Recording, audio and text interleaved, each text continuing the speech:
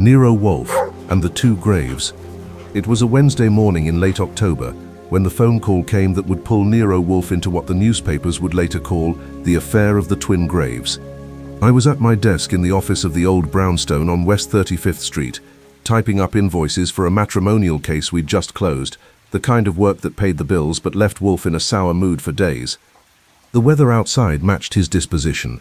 Cold rain drumming against the bulletproof windows, the kind of autumn storm that made even the dogs restless. Caesar, the Alpha Doberman, lay near Wolfe's desk with his massive head on his paws, watching his master read a book about Byzantine metallurgy. Mars prowled by the front door, ears twitching at every sound from the street. Apollo had stationed himself near the hall, ready to investigate any disturbance. Minerva, as usual, had positioned herself where she could observe both Wolfe and the entrance, the strategist of the pack.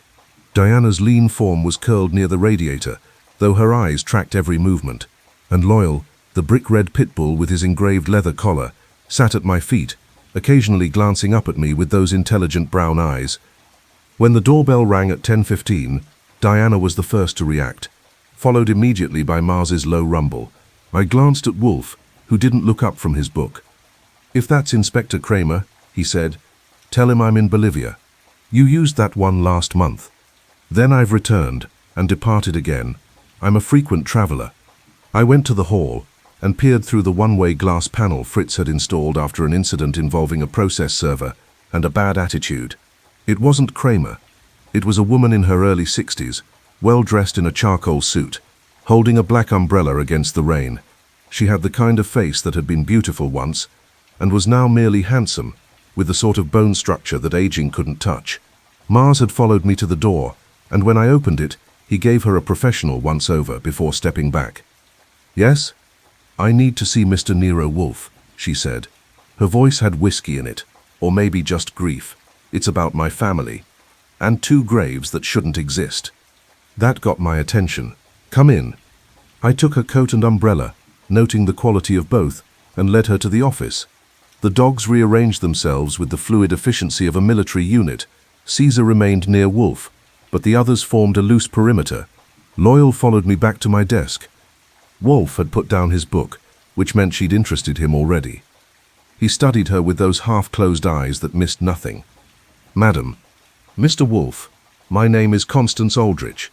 You may have seen the news this morning about the construction site on Beekman Place." I had. The Gazette had run it on page 3. Mystery graves discovered in Midtown excavation.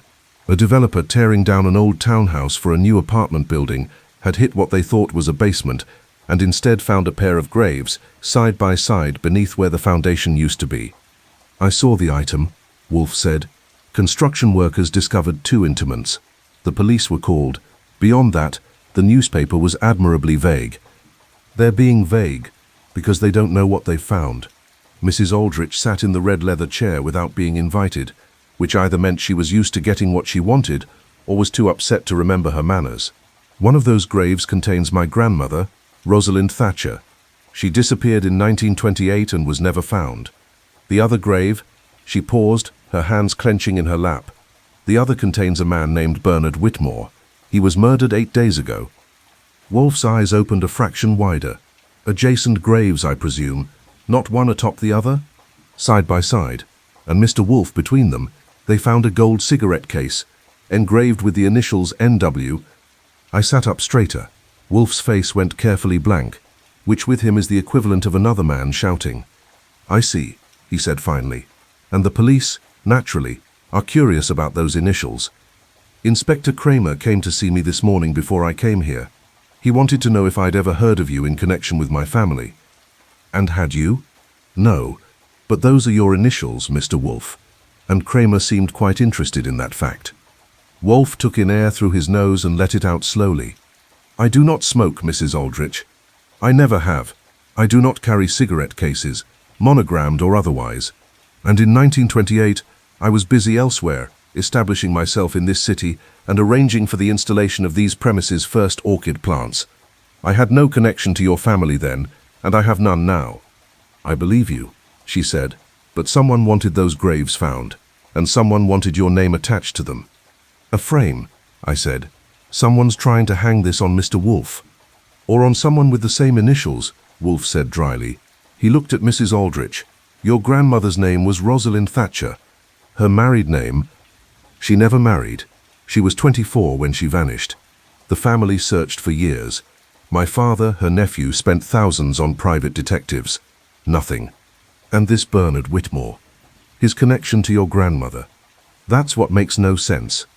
Bernard Whitmore was a banker, 53 years old, married with 2 grown children. I'd never heard his name before yesterday.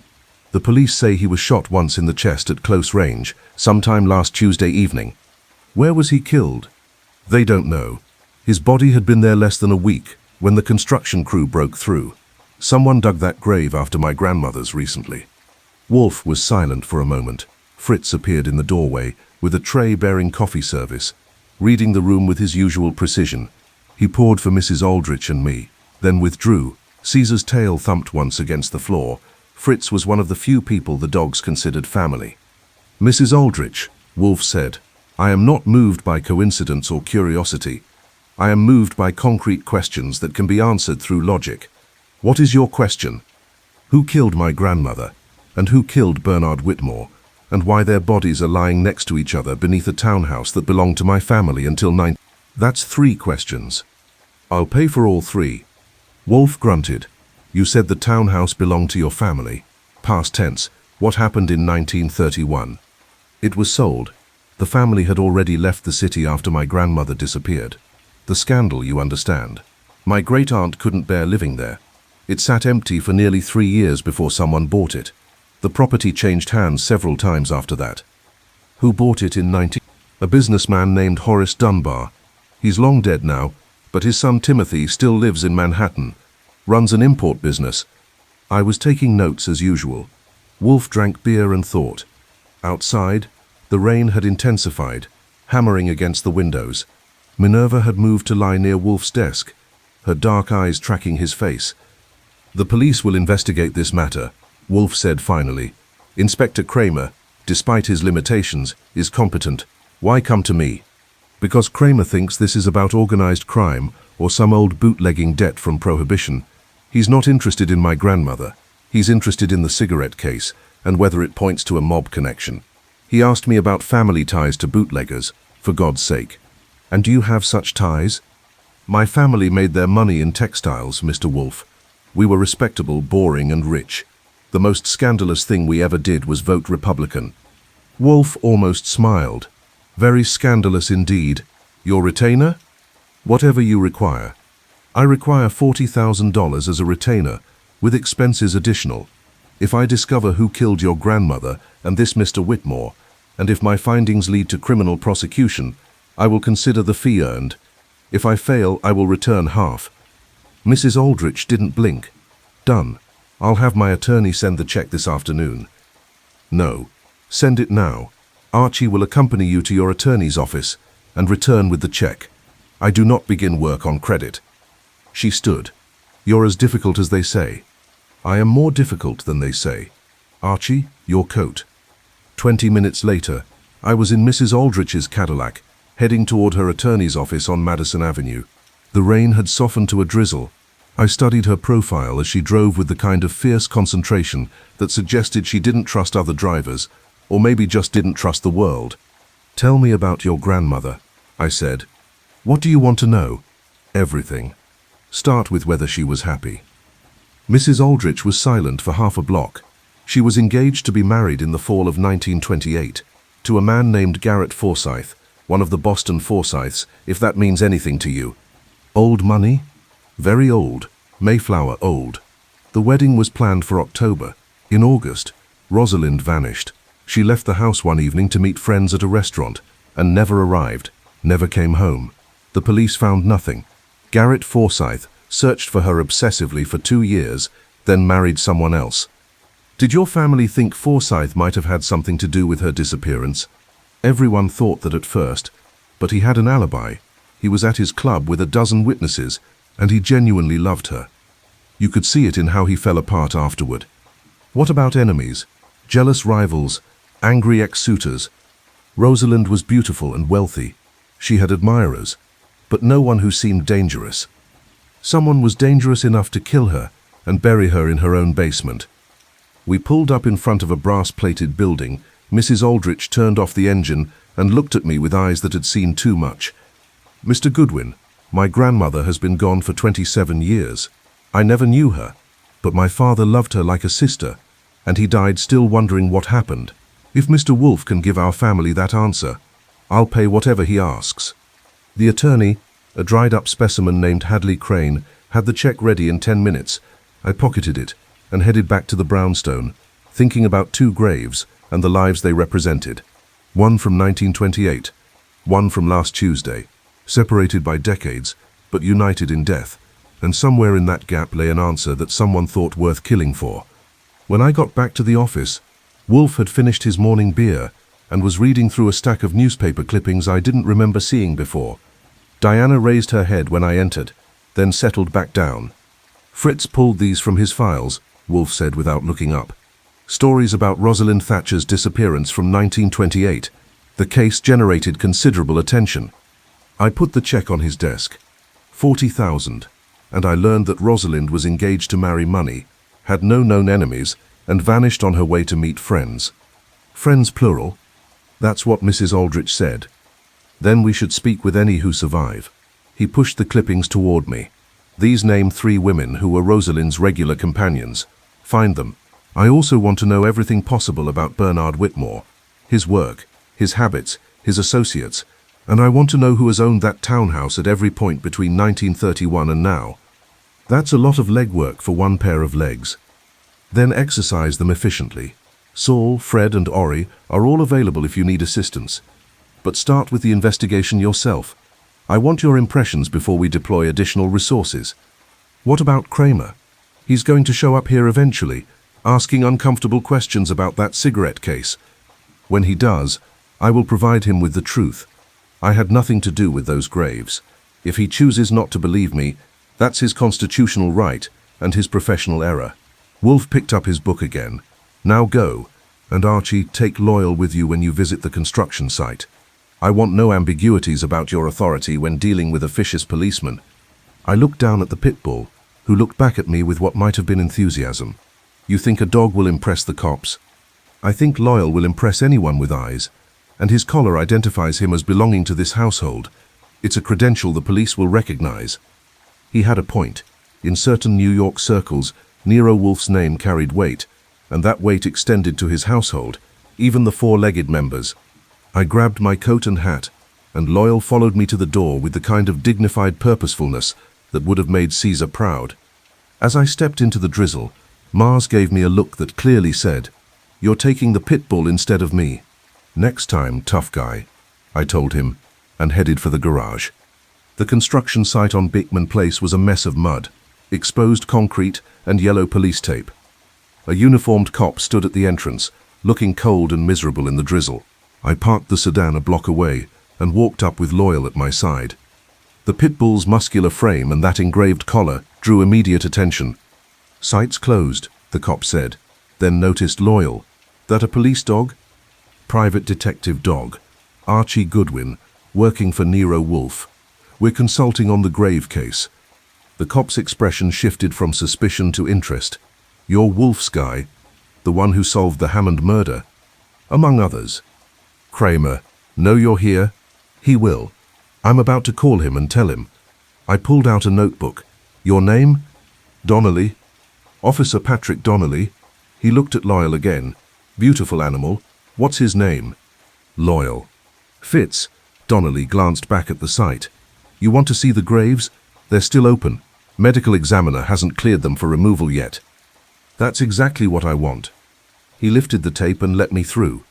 The site was a disaster of excavation. The old townhouse had been demolished down to its foundation, and the foundation itself had been partially removed when the construction crew hit the graves. 2 rectangular pits, each about 6 feet deep, lay side by side in what would have been the building's cellar. Tarps had been erected over them to keep out the rain, but water had pooled at the bottom of each grave. A plainclothes detective I didn't recognize was crouched near one of the pits, making notes. He looked up as I approached, saw Loyal, and stood. "Who are you?" "Archie Goodwin, working for Nero Wolfe on behalf of the Thatcher family." His expression soured. Kramer didn't mention private investigators. That's because I haven't mentioned it to Kramer yet. I'm mentioning it to you. What's your name? Sergeant Hull. And you can't just walk onto a crime scene because you've got a famous boss and a fancy dog. Sure I can. I just did. I moved closer to the graves, keeping Loyal with me. The dog showed no particular interest in the pits, no sniffing or agitation, which told me the bodies had been removed hours ago. Where are the bodies now? Medical examiner's office. Both of them? Obviously. What about the cigarette case? Hull's jaw tightened. Evidence room. Did you find anything else? Personal effects? Jewelry? Anything that might identify the victims? Look, Goodwin, I don't care who you work for. Sergeant Hull. The voice came from behind me, cultured and calm. I turned to find a man in his 60s approaching, wearing a Burberry raincoat and carrying an umbrella. He had iron grey hair, a military bearing, and the kind of face that suggested he'd been handsome in youth and was now merely distinguished. Perhaps I can help. I'm Timothy Dunbar. The name registered. Mrs. Aldridge had mentioned him, the son of the man who'd bought the townhouse in 19... Mr. Dunbar, I said. Archie Goodwin. I know who you are. I read about your employer's work. He glanced at the graves. Tragic business. The police called me this morning, asking about my father's purchase of the property. I came to see it myself. Your father bought this place 3 years after Rosalind Thatcher disappeared. That's correct. He got it for a fraction of its value. The Thatcher family was desperate to be rid of it. Scandal and tragedy have a way of lowering property values. Did your father ever mention anything unusual about the house? Strange noises, disturbed earth in the cellar, anything like that? Dunbar's eyes narrowed slightly. Are you suggesting my father knew about these graves? I'm suggesting someone buried 2 people here, and I'm curious about who might have known. My father died in 1948. Whatever he knew or didn't know died with him. Dunbar looked at Hull. Sergeant, am I required to remain here? No, sir. We have your statement. Dunbar nodded to me and walked away, moving with the kind of controlled precision that suggested military training. Loyal watched him go, ears forward, but didn't growl or show any other sign of concern. I turned back to Hull. The woman in the grave from 1928, was there enough left to identify her? Dental records, and some jewelry, a ring, a bracelet. The medical examiner confirmed it's Rosalind Thatcher. What about the other one, Bernard Whitmore? Shot in the chest, close range, sometime between last Tuesday night and Wednesday morning. Wallet was still in his pocket, along with car keys and a hotel room key. Hotel room. The Barclay, room 412. He checked in Tuesday afternoon alone. That was interesting. He lived in Manhattan. Why would he need a hotel room? That's what we're trying to figure out. Hull consulted his notes. Whitmore was a vice president at Merchants Trust Bank. Married, 2 adult children, clean record. No obvious connection to organized crime. No gambling debts, no mistresses. By all accounts, he was boring and respectable. Then why is he dead in a grave next to a woman who disappeared in 1928? $1 million question, Goodwin. What about the cigarette case? Can I see it? Not a chance. It's evidence. Then describe it. Hull sighed. Gold, monogrammed with the initials NW on the front. Inside, there's an inscription, to Nathaniel for services rendered, no date. Nathaniel, not Nero. That was something at least, an indication that the case wasn't actually Wolfe's. But someone had wanted those initials found. Services rendered, I repeated. That's an interesting phrase, not with love or happy birthday. Services rendered sounds like payment. Or a gift from an employer, Hull said. I studied the graves again, trying to picture how this had worked. When Whitmore was buried, the killer would have had to dig down into the cellar. That's a lot of work for one person. We're assuming there were at least 2 people involved. The cellar would have been accessible from inside the house, right? So the killer or killers would have needed a key. Or they broke in. In that neighborhood, with all those windows looking down? I shook my head. No, they had access, which means they either owned the property or knew someone who did. Hull closed his notebook. That's good detective work, Goodwin. Now take your dog and get out of here before Kramer shows up and has both our heads. I took the hint. Loyal and I walked back to the sedan, my mind working through the logistics. Someone had killed Bernard Whitmore and buried him next to Rosalind Thatcher. That wasn't random, it was deliberate. The killer wanted the graves found together, wanted the connection made, and wanted Wolfe's initials tied to the whole thing. The question was, why? Back at the brownstone, Wolfe had progressed from beer to lunch. Fritz had prepared something with lamb that smelled like heaven. The dogs were arrayed in their usual configuration, Caesar by Wolfe's chair in the dining room, the others at strategic points around the first floor. Loyal resumed his spot near the kitchen, probably hoping Fritz would drop something edible. I gave Wolfe a full report between his lamb and his cheese course. He listened without interruption, his eyes half closed in concentration. "Nathaniel," he said finally, "not Nero." "Right, the cigarette case was monogrammed NW, but the inscription says to Nathaniel, for services rendered. That implies payment or reward for work done. Or a gift with double meaning." Wolfe cut a piece of cheese with surgical precision. The phrase services rendered appears on invoices, bills, professional correspondence. It's the language of business, not friendship. So this Nathaniel did something for someone, and they gave him a gold cigarette case as thanks. Or as insurance. I looked up from my notes. Insurance? A gift can be evidence of a relationship. If I give you a monogrammed cigarette case with a damning inscription, I've created proof that you did something for me. Should you later decide to betray me, I can point to that case and say, he was in my employ.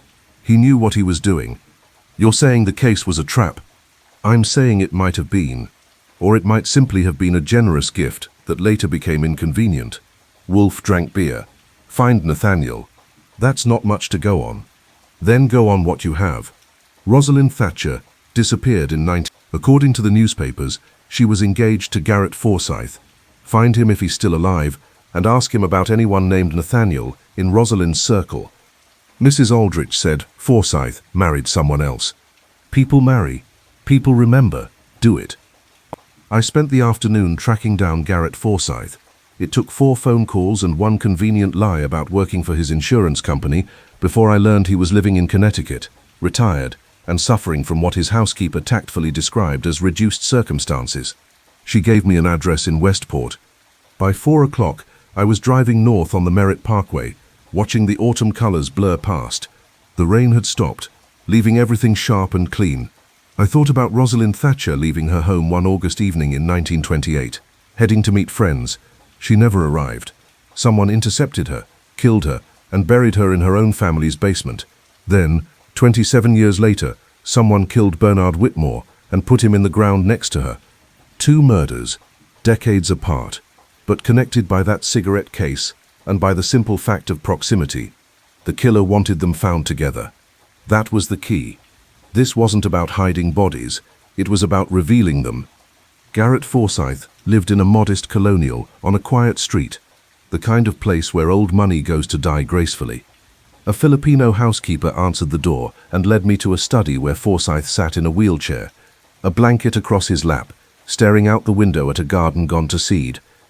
He was in his late 70s, thin and frail, with the kind of transparent skin that comes from age and illness. But his eyes were alert, and when he turned to look at me, I saw intelligence and wariness in equal measure. "Mr. Forsythe, Archie Goodwin. I work for Nero Wolfe." The detective.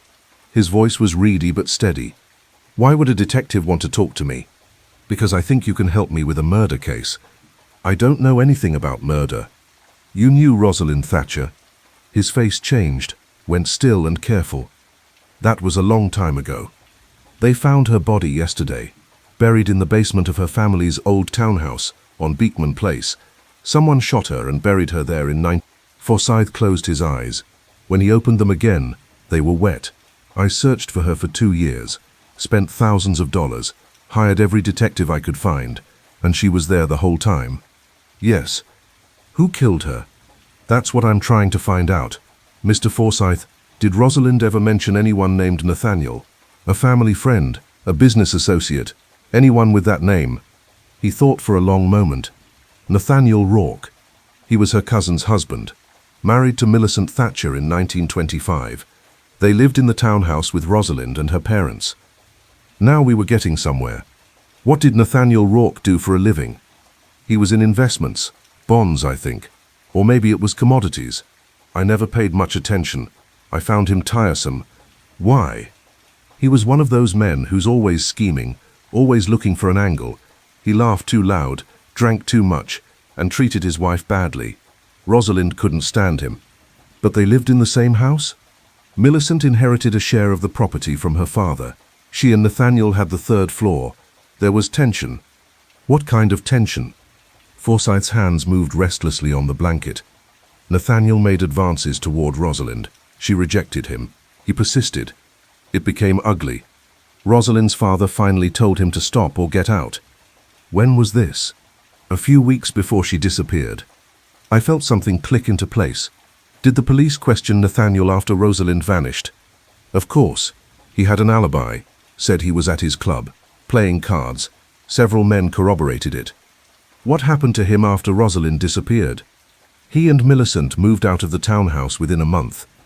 The marriage fell apart a year later. Millicent divorced him and moved to California. I have no idea what became of Nathaniel. Is Millicent still alive? As far as I know, we haven't spoken in decades. I got Millicent's last known address and phone number from Forsythe, thanked him, and headed back to Manhattan. The pieces were starting to assemble. Nathaniel Rourke had lived in the townhouse, had made unwanted advances toward Rosalind, and had been there when she vanished. And someone had given him a gold cigarette case for services rendered. The question was, what services? It was past 7 when I got back to the brownstone. Wolfe was in the office with Caesar at his feet, working through a catalogue of orchid supplies. The other dogs were distributed through the house in their usual positions. Diana looked up when I entered, then returned to watching the street through the bulletproof windows. I gave Wolfe the full report on Forsythe and Nathaniel Rourke. He listened, nodded, and made a note on his pad. "Find Nathaniel Rourke," he said. "If he's alive, I want him here tomorrow evening. If he's dead, I want to know when and how. I'll start with city records. If he's still in New York." The doorbell rang. Mars and Apollo both moved toward the hall, alert but not aggressive. Through the one-way glass, I saw Inspector Cramer standing on the stoop, looking exactly as irritated as I'd expected. "Bolivia?" I asked Wolfe. "Let him in." This was inevitable. I opened the door. Kramer came in, shaking rain off his coat. It had started again and spotted Mars in the hall. The dog regarded him with what might have been recognition. After all, Kramer had been visiting the brownstone for years. Mars's tail moved slightly, then stopped. Professional courtesy, but no real warmth. "Inspector," I said. "Lovely evening." "Can it, Goodwin?" He walked into the office and stood in front of Wolfe's desk. Apollo had followed him in and now sat near the door, watching. "You want to explain to me why your initials are engraved on a cigarette case found between 2 dead bodies?" "No," Wolfe said, "but I will explain that the cigarette case is not mine, has never been mine, and that I had no connection to either victim. The initials NW are not unique to me. They're close enough, and the case was expensive, gold, custom-made, probably commissioned specifically for someone. For someone named Nathaniel, according to the inscription, my name is Nero." Kramer pulled out a cigar, remembered he couldn't smoke in Wolfe's office, and put it back. "You're working for the Thatcher family." "Mrs. Constance Aldridge retained me this morning." "Yes." "Then you're investigating the same case I am, which means you're going to get in my way." "On the contrary, Inspector, I intend to solve it. When I do, you'll be the first to know." Wolfe picked up his book. "Is there anything else?" "Yeah. Stay out of trouble. And if you find anything relevant to my investigation, you call me immediately. I always cooperate with the authorities, Inspector, when they merit cooperation." Kramer glared at him, then at me, then at Apollo. The Doberman stared back impassively. After a moment, Kramer turned and left, slamming the door hard enough to make Lyle's ears twitch in the kitchen. "He's getting better at exits," I said, "more dramatic. He's getting older and more frustrated." Wolfe put down his book and looked at me. "Archie, I want everything you can find about Nathaniel Rourke by tomorrow morning. And I want Millicent Rourke, assuming she kept her married name, located and contacted. If she'll come to New York, pay her expenses. If she won't, go to California and interview her there. That's a lot of work for one night." Then, don't waste time talking to me about it. I went back to my desk. Fritz brought coffee. Caesar yawned and settled deeper into his spot by Wolfe's chair. Outside, the rain continued its steady percussion against the bulletproof glass, and somewhere in the city, a man named Nathaniel Rourke was either alive and nervous or dead and past caring. I was betting on alive. Finding Nathaniel Rourke took me until 3 in the morning. I started with city records, then moved to telephone directories, property records, and finally to Saul Panzer, who had contacts in places I didn't want to know about. Saul called me back at 2:47 a.m. with an address in Queens and a warning. "He's alive," Saul said, "but he's not well. Emphysema, heart trouble, the works. Lives alone in a rent-controlled apartment near Flushing. Archie, the man's 78 years old. Old enough to have murdered Rosalind Thatcher in 19... Old enough to die if you stress him too much." I'll be gentle. I caught 4 hours of sleep, then headed out to Queens at 8 a.m. Loyal came with me again. Wolfe's orders. The dog had become my credential, my calling card, my proof that I represented the brownstone and everything it stood for. Nathaniel Rourke's building was a 6-story walk-up with cracked tile in the lobby and the smell of boiled cabbage in the hallways. I climbed to the 4th floor and knocked on apartment 4C. After a long pause, I heard shuffling footsteps and the rattle of a chain. The door opened 6 inches, revealing a man who might once have been handsome in a slick, oily way, but was now just wreckage, sunken cheeks, yellowed skin and eyes that had seen too much and cared about too little. An oxygen tank on wheels stood behind him, connected to his nose by a clear tube. Nathaniel Rourke? Who's asking? Archie Goodwin. I work for Nero Wolfe. Something flickered in those dead eyes. Fear, maybe, or recognition. I don't know anything about anything. I haven't asked you anything yet. I don't talk to detectives. That's fine. I can go straight to Inspector Cramer and tell him you're refusing to cooperate in a murder investigation. He'll get a warrant and have you downtown in handcuffs within the hour. Or you can talk to me here, in comfort, and we'll keep this civilized. The door didn't close. That was progress. What murder? Rourke said finally. Rosalind Thatcher. They found her body yesterday, buried in the basement of the townhouse on Beekman Place. You remember that townhouse, don't you? You lived there with your wife Millicent. That was a long time ago. 27 years. But murder doesn't have a statute of limitations. Rourke stared at me for a long moment, then unhooked the chain and opened the door. "Come in, but make it quick. I'm dying, and I don't want to spend my last days talking to a private dick." The apartment was small, dim, and depressing. Yellowed newspapers were stacked against one wall. A card table served as both dining surface and desk. The only decoration was a photograph on the mantel showing a younger Rourke with a pretty woman who must have been Millicent. They both looked miserable. I sat in the only decent chair. Loyal positioned himself between me and the door, watching Rourke carefully. "Tell me about the night Rosalind Thatcher disappeared," I said. "I didn't kill her." "I didn't say you did. Tell me what happened." Rourke sank onto a stool, the oxygen tank hissing softly beside him. "She left the house around 6 o'clock. Said she was meeting friends for dinner at some restaurant. I don't remember which one. She was dressed up, happy. I saw her leave." "You were home that evening?" "For part of it. I went out later to my club to play cards." "What time did you leave for the club?" "Around 8, maybe 8:30. And Rosalind had left at 6. That's 2.5 hours. Where were you during that time?" "Home. Reading the paper, having a drink." "Anyone else in the house?" "Millicent was upstairs. Rosalind's parents were at some charity function. So you and Millicent were alone in the house after Rosalind left?" Rourke's jaw tightened. "I told you I went to the club later. I had witnesses." "I'm sure you did. Let's talk about something else. Someone gave you a gold cigarette case with your initials on it. The inscription said, 'To Nathaniel for services rendered.' Who gave you that case?" The color drained from his already pale face. "I don't know what you're talking about." "The police found it buried between Rosalind's grave and another grave. The case had your name in it. N.W. Nathaniel, for services rendered. Who gave it to you, and what services did you render?" "I lost that case years ago. Someone must have stolen it." "When did you lose it?" "I don't remember. 1930, maybe." or 31.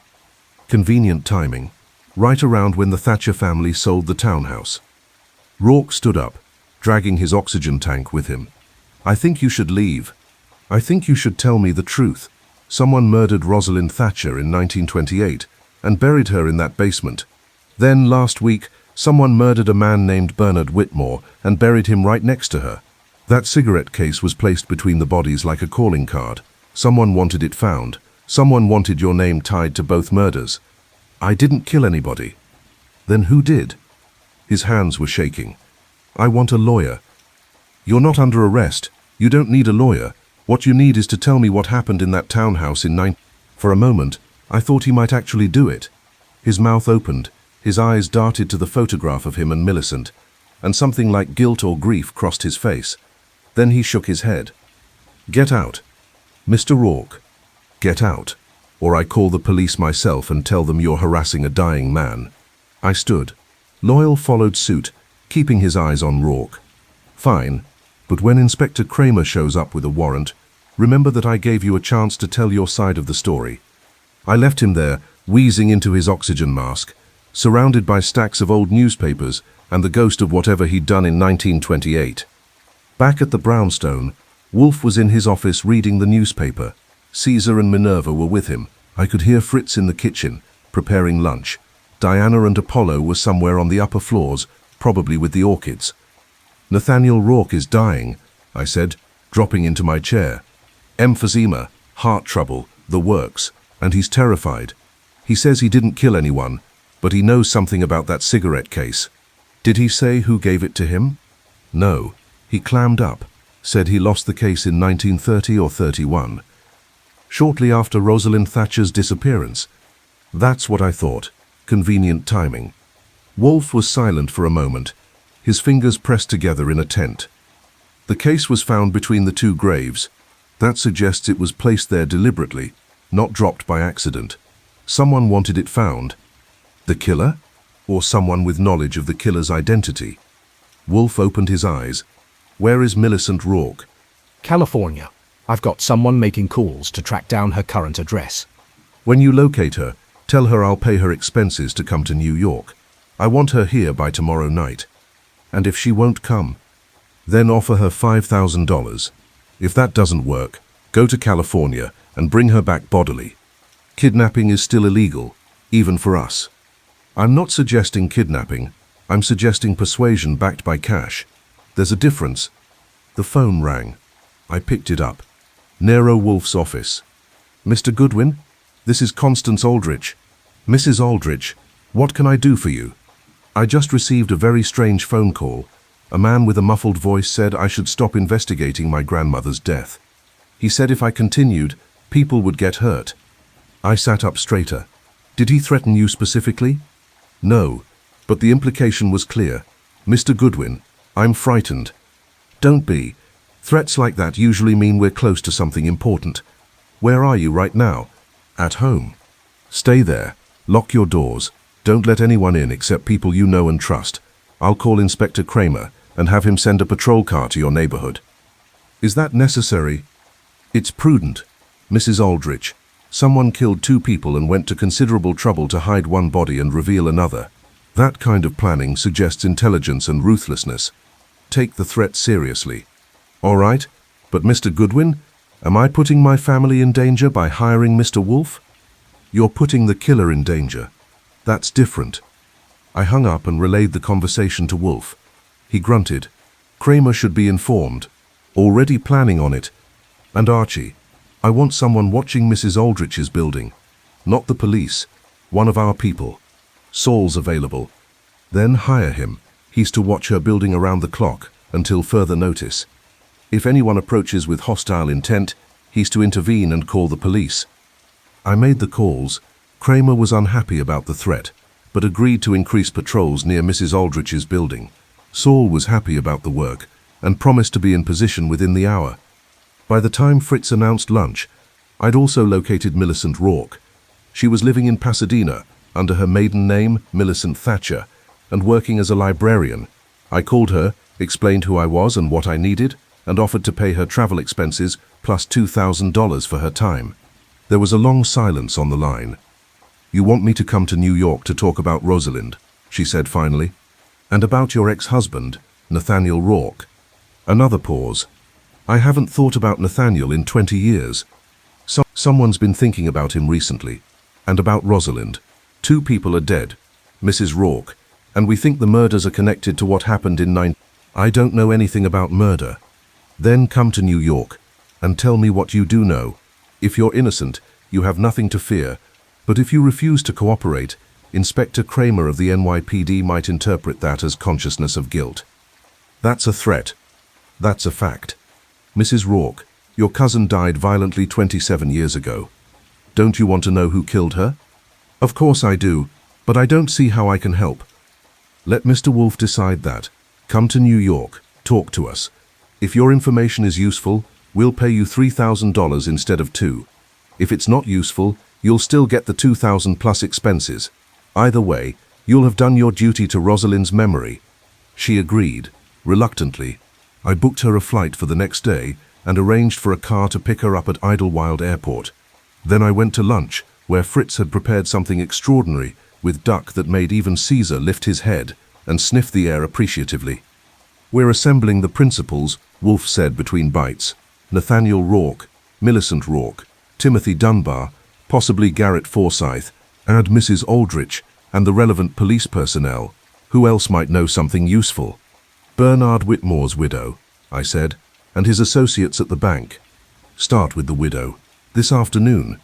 Agnes Whitmore lived in a brownstone in the East 70s, a neighborhood where money whispered instead of shouted. She was in her early 50s, well preserved, with the kind of careful grooming that suggested either professional help or obsessive personal maintenance. The Siamese cat watched me from the arm of a sofa as Mrs. Whitmore invited me into a living room that looked like it had been decorated by someone who'd read too many issues of House Beautiful. "Mrs. Whitmore, I'm sorry for your loss." "Thank you. The police have been here twice already. I've told them everything I know." "I understand, but sometimes a fresh perspective helps. I'm working for Nero Wolfe on behalf of the Thatcher family. We're trying to understand why your husband was buried next to Rosalind Thatcher." She shook her head. "I've been asking myself the same question. Bernard had no connection to that family. I'd never even heard the name Thatcher until the police told me." "Your husband was killed sometime last Tuesday night. Can you tell me what he was doing that day?" "He went to work in the morning, as usual. He called me around 3 in the afternoon and said he had to meet someone that evening. A business matter. He said he'd be home late." "Did he say who he was meeting?" "No, but he sounded tense, nervous even. That was unusual. Bernard was always calm. It was one of the things I loved about him. He never got rattled. But that day, he was different." "Did he say where he was meeting this person?" "No, but he checked into the Barclay Hotel that afternoon. The police told me he paid cash for the room." "That was interesting. Why would he need a hotel room for a business meeting?" "I have no idea. It doesn't make sense." "Mrs. Whitmore, did your husband ever mention anything about the Thatcher family? Any old business dealings? Any connection to a townhouse on Beekman Place?" "No, never." "What about someone named Nathaniel Rourke?" She frowned. "That name, it's familiar, but I can't place it. Think, it's important." She was quiet for a moment, then shook her head. "I'm sorry. If Bernard knew anyone by that name, he never mentioned it to me." I left her with my card and instructions to call if she remembered anything useful. The cat watched me go with those unsettling blue eyes that Siamese cats have, the kind that seem to see too much. Back at the brownstone, Wolfe was in the plant rooms with Theodore, checking on his orchids. Mars and Apollo were with them. Wolfe liked having the dogs near during his afternoon sessions with the plants. I found him examining a cattleya that looked like it was about to bloom. "Agnes Whitmore doesn't know anything," I reported. "Her husband met someone last Tuesday, checked into the Barclay under his own name, and got killed sometime that night. The question is, who was he meeting, and why did they kill him?" "The question," Wolfe said, not looking up from the orchid, "is why they buried him next to Rosalind Thatcher. That's the significant fact. Not the method of death, not the location of the meeting, but the placement of the body. Someone wanted those 2 graves discovered together. Why? To make a point, to send a message, or to frame someone." He straightened, his eyes meeting mine. "Archie, I want you to find out everything you can about Bernard Whitmore's work at Merchants Trust Bank. Specifically, I want to know if he handled any accounts related to the Thatcher family or to property holdings on Beekman Place. You think there's a financial angle?" "I think there's always a financial angle. Murder is frequently about money, and when it's not about money, it's usually about pride or passion. In this case, given the deliberate theatricality of the burial, I suspect we're looking at revenge."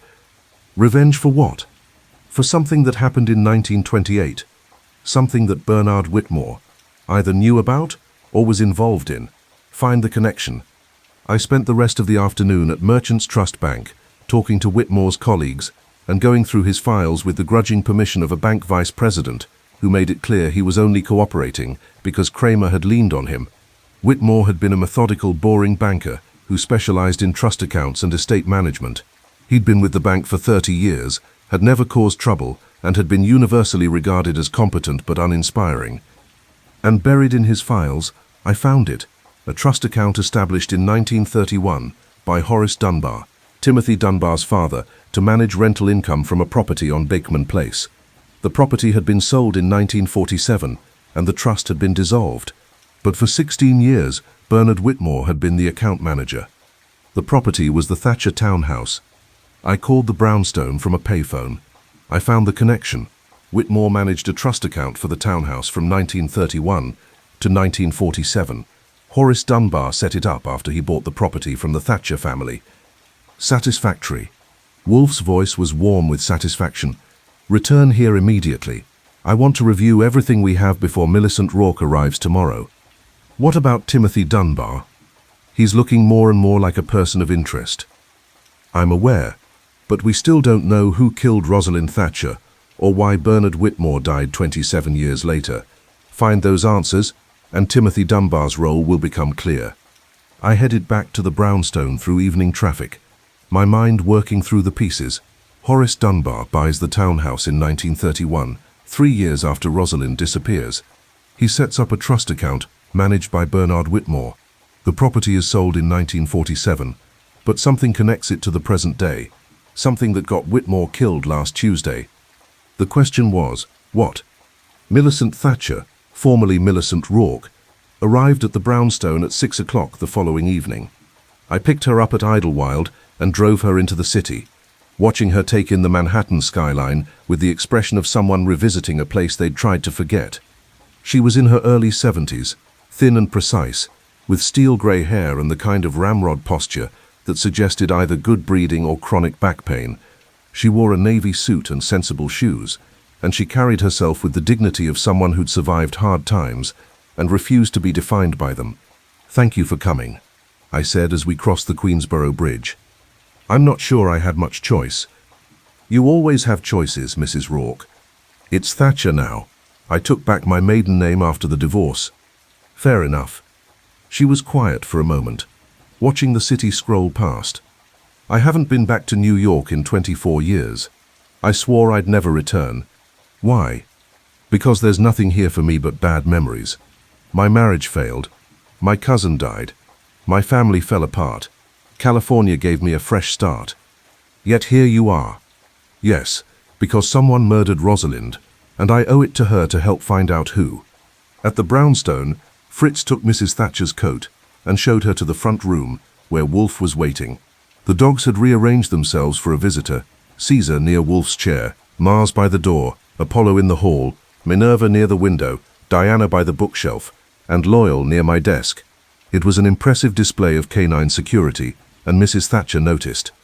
"Good heavens, you have an army." "I have a household," Wolfe said. "Mrs. Thatcher, please sit. Would you like coffee? Tea?" "Tea, please." Fritz materialized with a tea service before she'd finished settling into the red leather chair. Loyal's tail thumped once, his version of a greeting, and Mrs. Thatcher smiled at him. "Beautiful dog. What's his name?" "Loyal," I said. "The collar tells his life story." She read the engraving and nodded approvingly.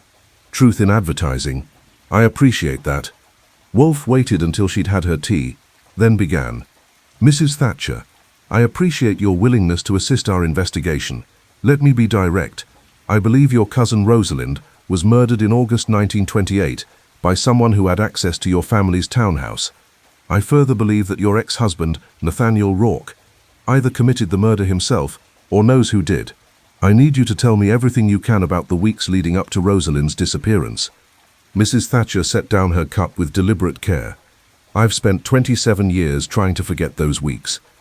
"I understand, but 2 people are dead, and more may die if we don't find the killer. Please." She took a breath. "Nathaniel was a mistake.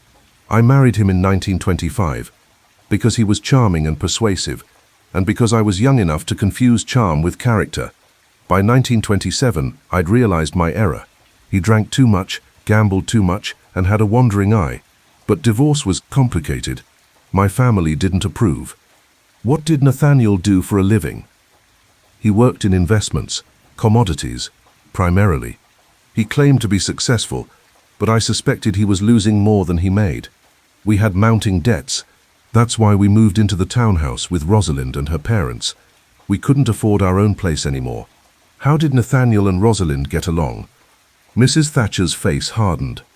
"Badly. Nathaniel saw Rosalind as a conquest. She was beautiful, wealthy, engaged to marry into an even wealthier family. He made advances. She rejected him. He didn't take rejection well." "Did it ever become physical?" "Once, about 3 weeks before she disappeared, I came home and found him cornering her in the library. He was drunk, and he was touching her. She slapped him. He grabbed her wrist. I screamed. Rosalind's father came running and threw Nathaniel out of the house, told him if he ever touched Rosalind again, he'd have him arrested. And yet Nathaniel was allowed back into the house. My father-in-law intervened, begged Rosalind's father to give Nathaniel another chance, promised it wouldn't happen again. And Nathaniel, he apologized, profusely, convincingly. He could be very convincing when he wanted to be." "Was he home the night Rosalind disappeared?" "For part of it. He left around 8:30 to go to his club. He came home around midnight, drunk and agitated. I asked him what was wrong. He told me to mind my own business." "Did you believe he went to his club?" She met my eyes. "No." "Where did you think he went?" "I don't know. But the next morning, when the police came to tell us Rosalind hadn't come home, Nathaniel was terrified. Not worried, terrified. And when the police questioned him, he had an alibi. 3 men from his club swore he'd been there playing cards from 9 until midnight. Did you believe them?" "I believed they were lying, but I couldn't prove it." Wolfe had been listening with his eyes closed. Now he opened them. "Mrs. Thatcher, did Nathaniel ever own a gold cigarette case with his initials engraved on it?" She nodded slowly. "Yes. Someone gave it to him about a year before Rosalind disappeared. I remember because it was expensive. Real gold, custom made. I asked him where he got it. He said it was a gift from a business associate." "Did he say who?" "No. But the inscription said to Nathaniel, for services rendered. I found it odd. Not the kind of message you'd put on a gift between friends." "Did you ever see the cigarette case after Rosalind's disappearance?" "No. When I asked Nathaniel about it a few weeks later, he said he'd lost it. I didn't believe him." "Did you ever see anyone with the initials NW, other than your husband?" She frowned. "Not that I remember. Why?" Wolfe explained about the cigarette case being found between the 2 graves. Mrs. Thatcher's face went pale. "You think Nathaniel buried Rosalind in the basement?" "I think someone did. And I think Nathaniel either knows who or was involved himself. But why would he bury her there? The house belonged to our family. He'd be risking discovery. Unless he knew the family was about to sell the property. Unless he knew the new owner wouldn't go digging in the cellar. Unless Wolfe paused. Unless someone paid him to do it." That hung in the air for a moment. "Paid him?" Mrs. Thatcher said. "Who would pay Nathaniel to murder Rosalind?" "Someone who wanted her dead, and needed a man desperate enough to do it." "Nathaniel had debts, correct? He was in financial trouble?" "Yes, serious trouble. He owed money to people who don't forgive debts." "Then perhaps someone offered him a way out. Money in exchange for murder, and a cigarette case to seal the deal. Evidence that could be used against him if he ever talked." Mrs. Thatcher closed her eyes. "Oh, Nathaniel, you fool."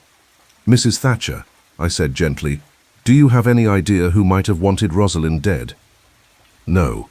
Everyone loved her. Not everyone. Someone wanted her dead badly enough to hire your husband to kill her. She was quiet for a long moment. When she spoke again, her voice was barely above a whisper. There was someone. Rosalind mentioned him a few times.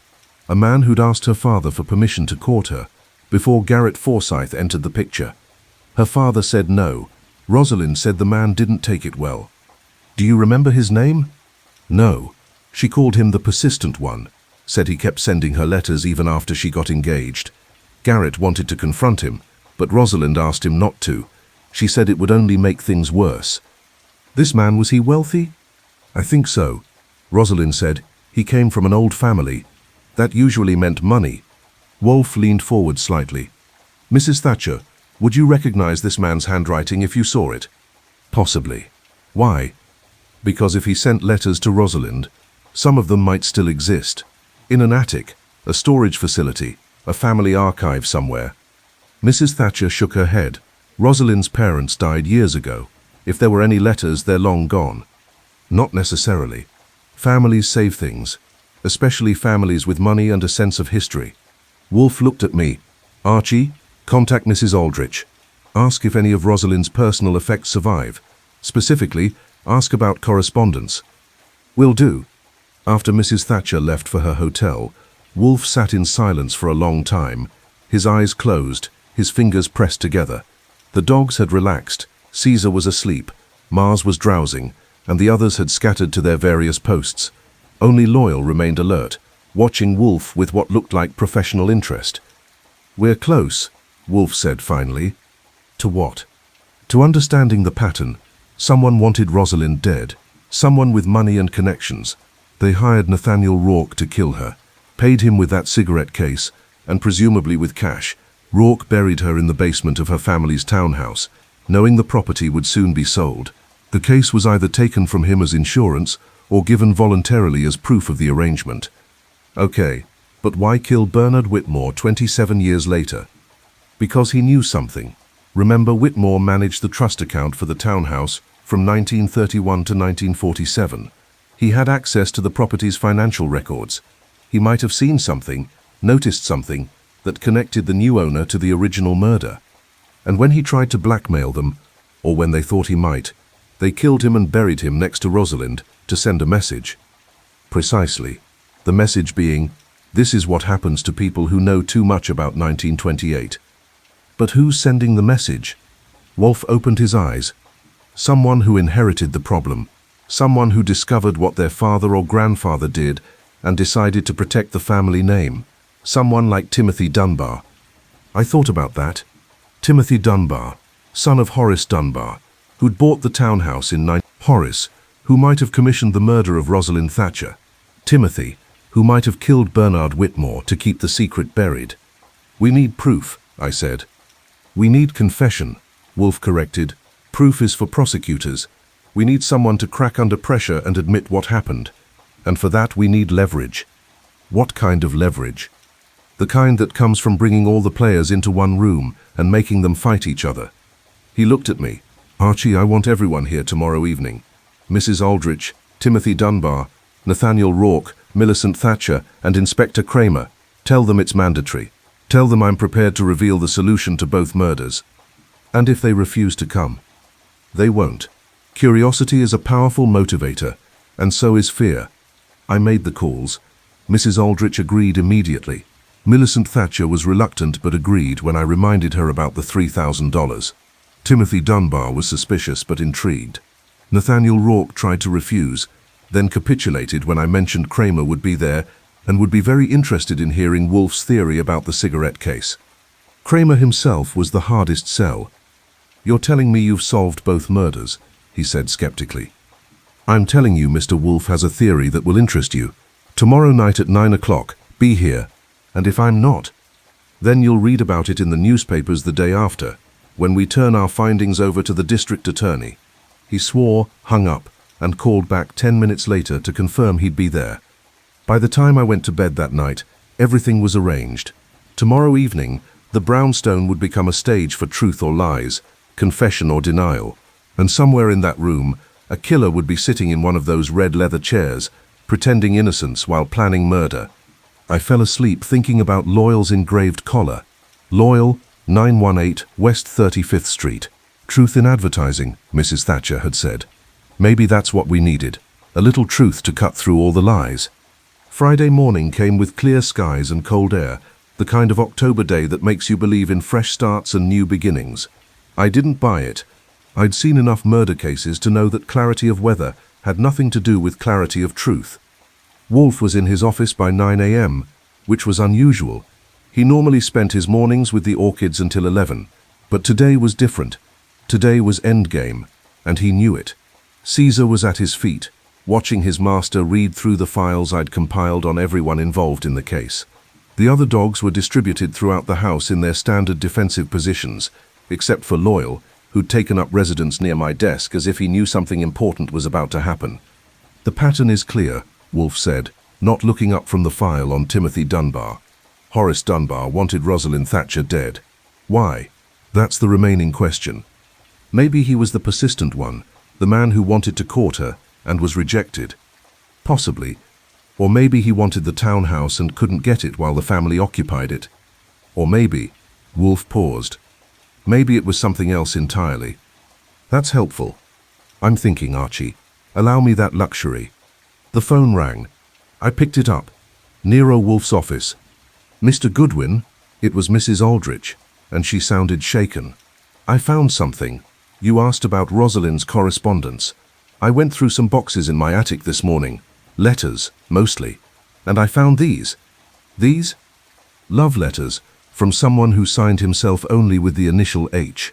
They're dated between June and August of 9. The last one is dated August 10, 3 days before Rosalind disappeared.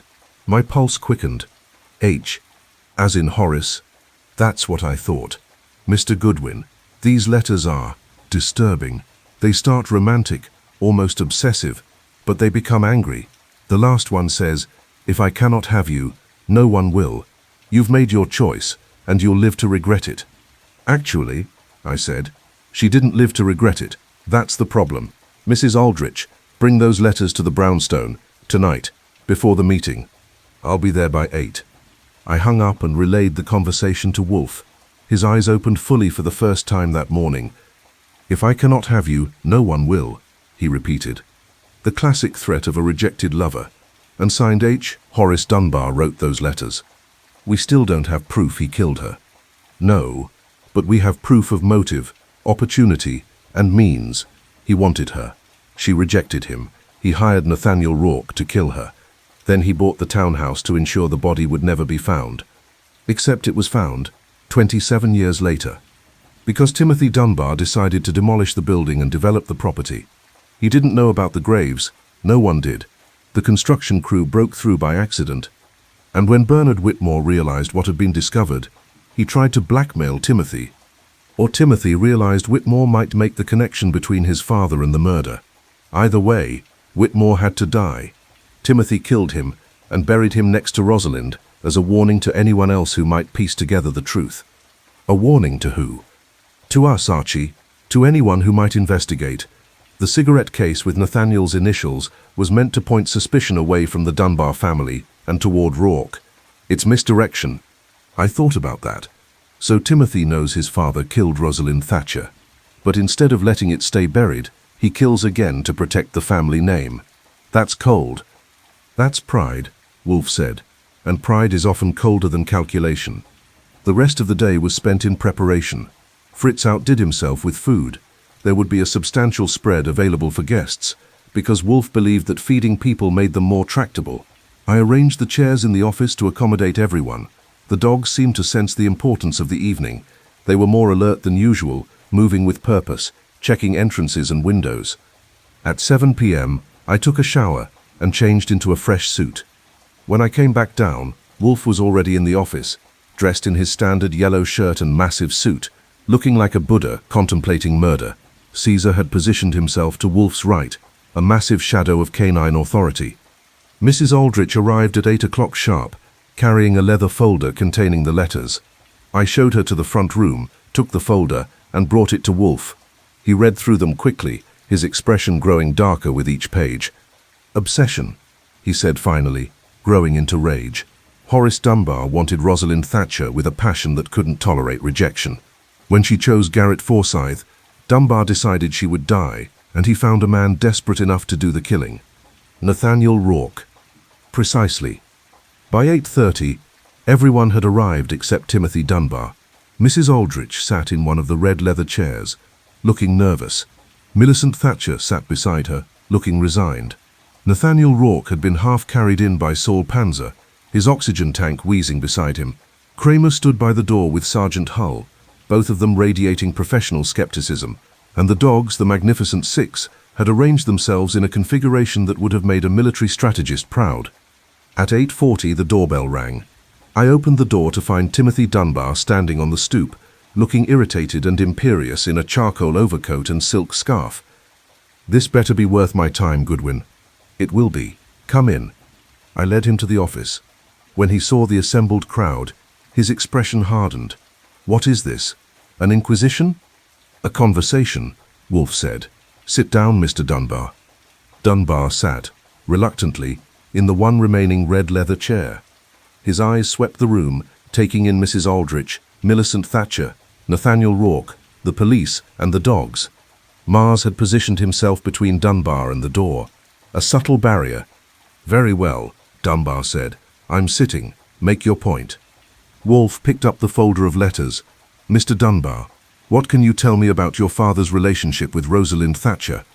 "My father didn't have a relationship with Rosalind Thatcher. He barely knew the family." "That's a lie." Wolfe opened the folder. "These letters were written by your father to Miss Thatcher between June and August of 1928. They document an obsessive infatuation that culminated in a threat. "If I cannot have you, no one will." 3 days after he wrote that letter, Rosalind Thatcher disappeared. Dunbar's face went carefully blank.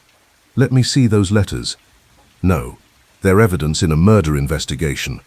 Wolfe looked at Kramer. "Inspector, you'll want copies of these. Mrs. Aldrich found them this morning in her attic. They've been in her family's possession for nearly 3 decades.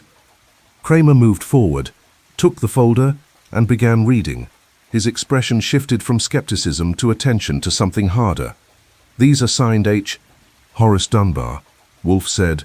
"Mr. Timothy Dunbar's father. A man who wanted Rosalind Thatcher and was rejected. A man who, 3 years after her disappearance, purchased the townhouse where she'd lived. A man who I believe hired Nathaniel Rourke to murder her." Every eye in the room turned to Nathaniel Rourke. The old man was trembling, his oxygen tank hissing like a mechanical conscience. "I didn't kill anybody," Rourke said, his voice wheezing. "I swear." "Shut up, Nathaniel," Millicent Thatcher said sharply. "You've lied for 27 years. Don't make it worse." "I didn't kill her. He stopped, his face crumpling. "You just buried her," Wolfe said softly. "After someone else killed her. Isn't that right, Mr. Rourke?" Silence. Then, a nod. Barely visible, but there. "Tell us what happened," Wolfe said. Rourke's hands were shaking so badly the oxygen tube rattled. "Horace Dunbar came to me in July of 1928, said he knew I had debts, said he could make them go away. All I had to do was help him with a problem." "What problem?" "Rosalind. He said she was ruining his life. Said he'd given her everything, love, devotion, promises, and she'd thrown it back in his face. He wanted her gone." "Gone, meaning dead?" "He didn't say it that way. He said removed from the picture, but I knew what he meant." Mrs. Aldrich made a sound, half sob, half gasp. Millicent put a hand on her arm. "What did you do?" Wolfe asked. "I said I couldn't kill anyone. I was desperate, but I wasn't a murderer. Horace said that was fine. He'd handle that part. All I had to do was dispose of the body afterward, bury it somewhere it wouldn't be found. And for that service, he gave you a gold cigarette case. And how much money? $5,000. And he wiped out my gambling debts. Another $8,000. Total of $13,000. The price of a young woman's life," Wolfe said. "Quite reasonable, by some standards. Unconscionable by mine. I was desperate." "You were weak. Continue." Rourke's story spilled out in gasps and wheezes. Horace Dunbar had killed Rosalind himself, intercepted her on her way to meet friends, driven her somewhere remote, shot her, and brought the body back to the townhouse late that night. Rourke had been waiting in the cellar. Together they'd dug the grave, buried Rosalind, and covered the evidence. Dunbar had given Rourke the cigarette case, as proof of services rendered, a reminder that Rourke was complicit and could never talk. "Why did you keep the case?" I asked. "I didn't. Dunbar took it back 2 weeks later, said it was too risky for me to have it. I never saw it again until he looked at Kramer, until you told me it was found between the graves." Timothy Dunbar had been sitting perfectly still throughout this recitation, his face expressionless. Now he spoke for the first time since Rourke had started talking. "This is insane." "Is it?" Wolfe turned to him. "Your father killed Rosalind Thatcher in 1928. He buried her in the basement of her family's townhouse. 3 years later, he purchased that property at a fraction of its value. He lived there until his death in 1948, knowing all the while that a murdered woman lay beneath his feet. And when he died, you inherited the property and the secret. You can't prove any of this. I can prove your father wrote those letters. I can prove he threatened Rosalind 3 days before she died. I can prove he bought the townhouse where her body was hidden. I can prove that Bernard Whitmore managed the trust account for that property, and therefore had access to information about your father's purchase. And I can prove that you killed Whitmore when he tried to blackmail you with that information. That's speculation. No, that's logic." Wolfe leaned forward. "Bernard Whitmore checked into the Barclay Hotel on Tuesday afternoon. He paid cash. He told his wife he had a business meeting that evening. What he actually had was a meeting with you. You'd arranged to meet him at the hotel to discuss his demands, but instead of paying him, you killed him. Then you transported his body to the construction site, conveniently available since you owned it, and buried him next to Rosalind Thatcher. You placed your father's cigarette case between the bodies as misdirection, hoping it would point suspicion toward Nathaniel Rourke rather than toward you. Prove it." "I don't have to prove it. The police will prove it. They'll check your whereabouts on Tuesday evening.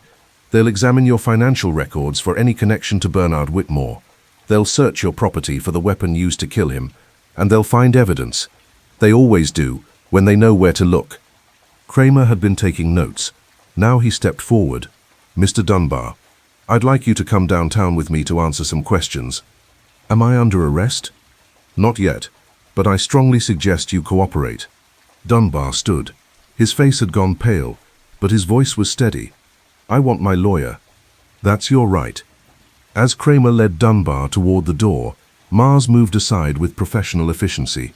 The Doberman's eyes tracked Dunbar all the way to the hall. Once he was gone, the room seemed to exhale collectively. Mrs. Aldridge was crying quietly. Millicent Thatcher sat with her hands folded in her lap, looking older than she had an hour ago.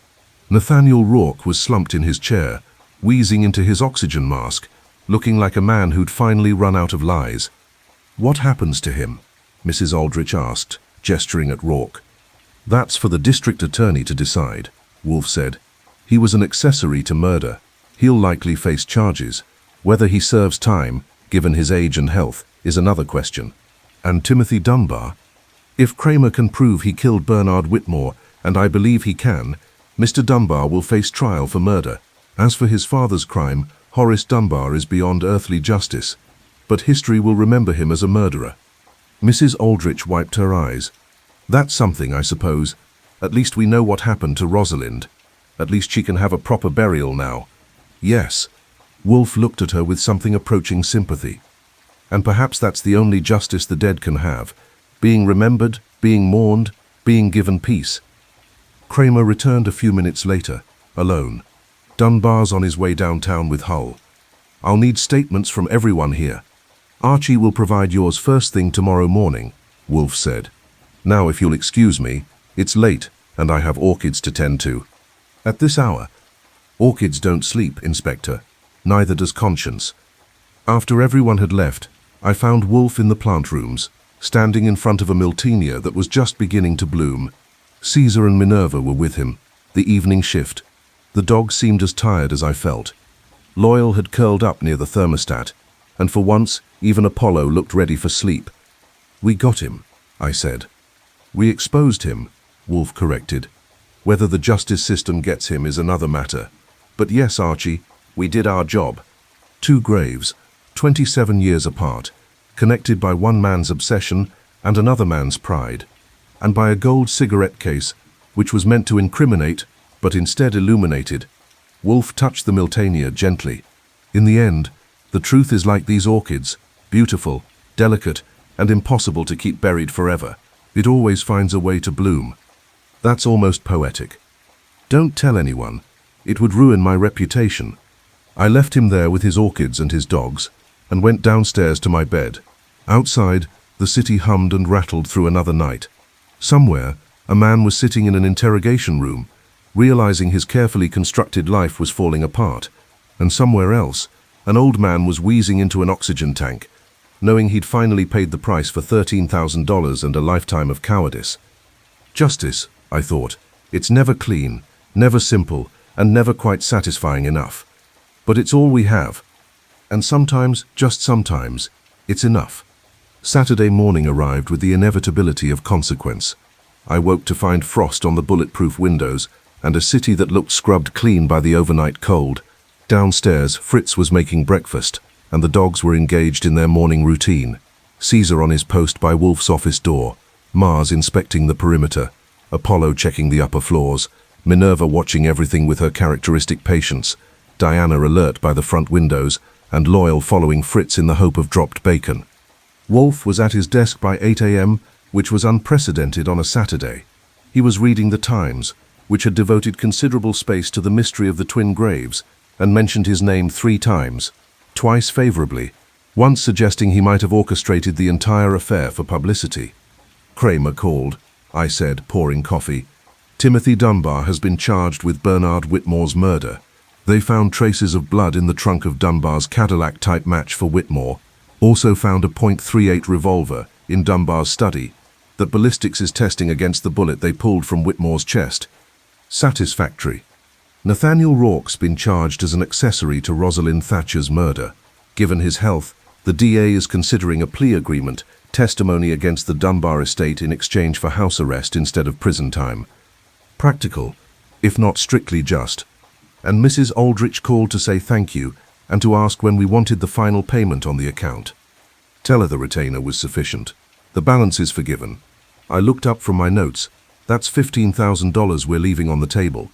I'm aware of basic arithmetic, Archie. Then why? Because Mrs. Aldridge came to me seeking truth, not revenge.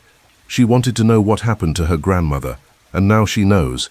Charging her the full fee for what amounts to a history lesson seems excessive. I knew better than to argue. Wolfe had his principles, strange as they sometimes were, and one of them involved not gouging clients who'd been genuinely wronged. I called Mrs. Aldridge and delivered the news. She was silent for a moment, then said something about Wolfe being a better man than his reputation suggested. I didn't tell him that. His ego didn't need more ammunition.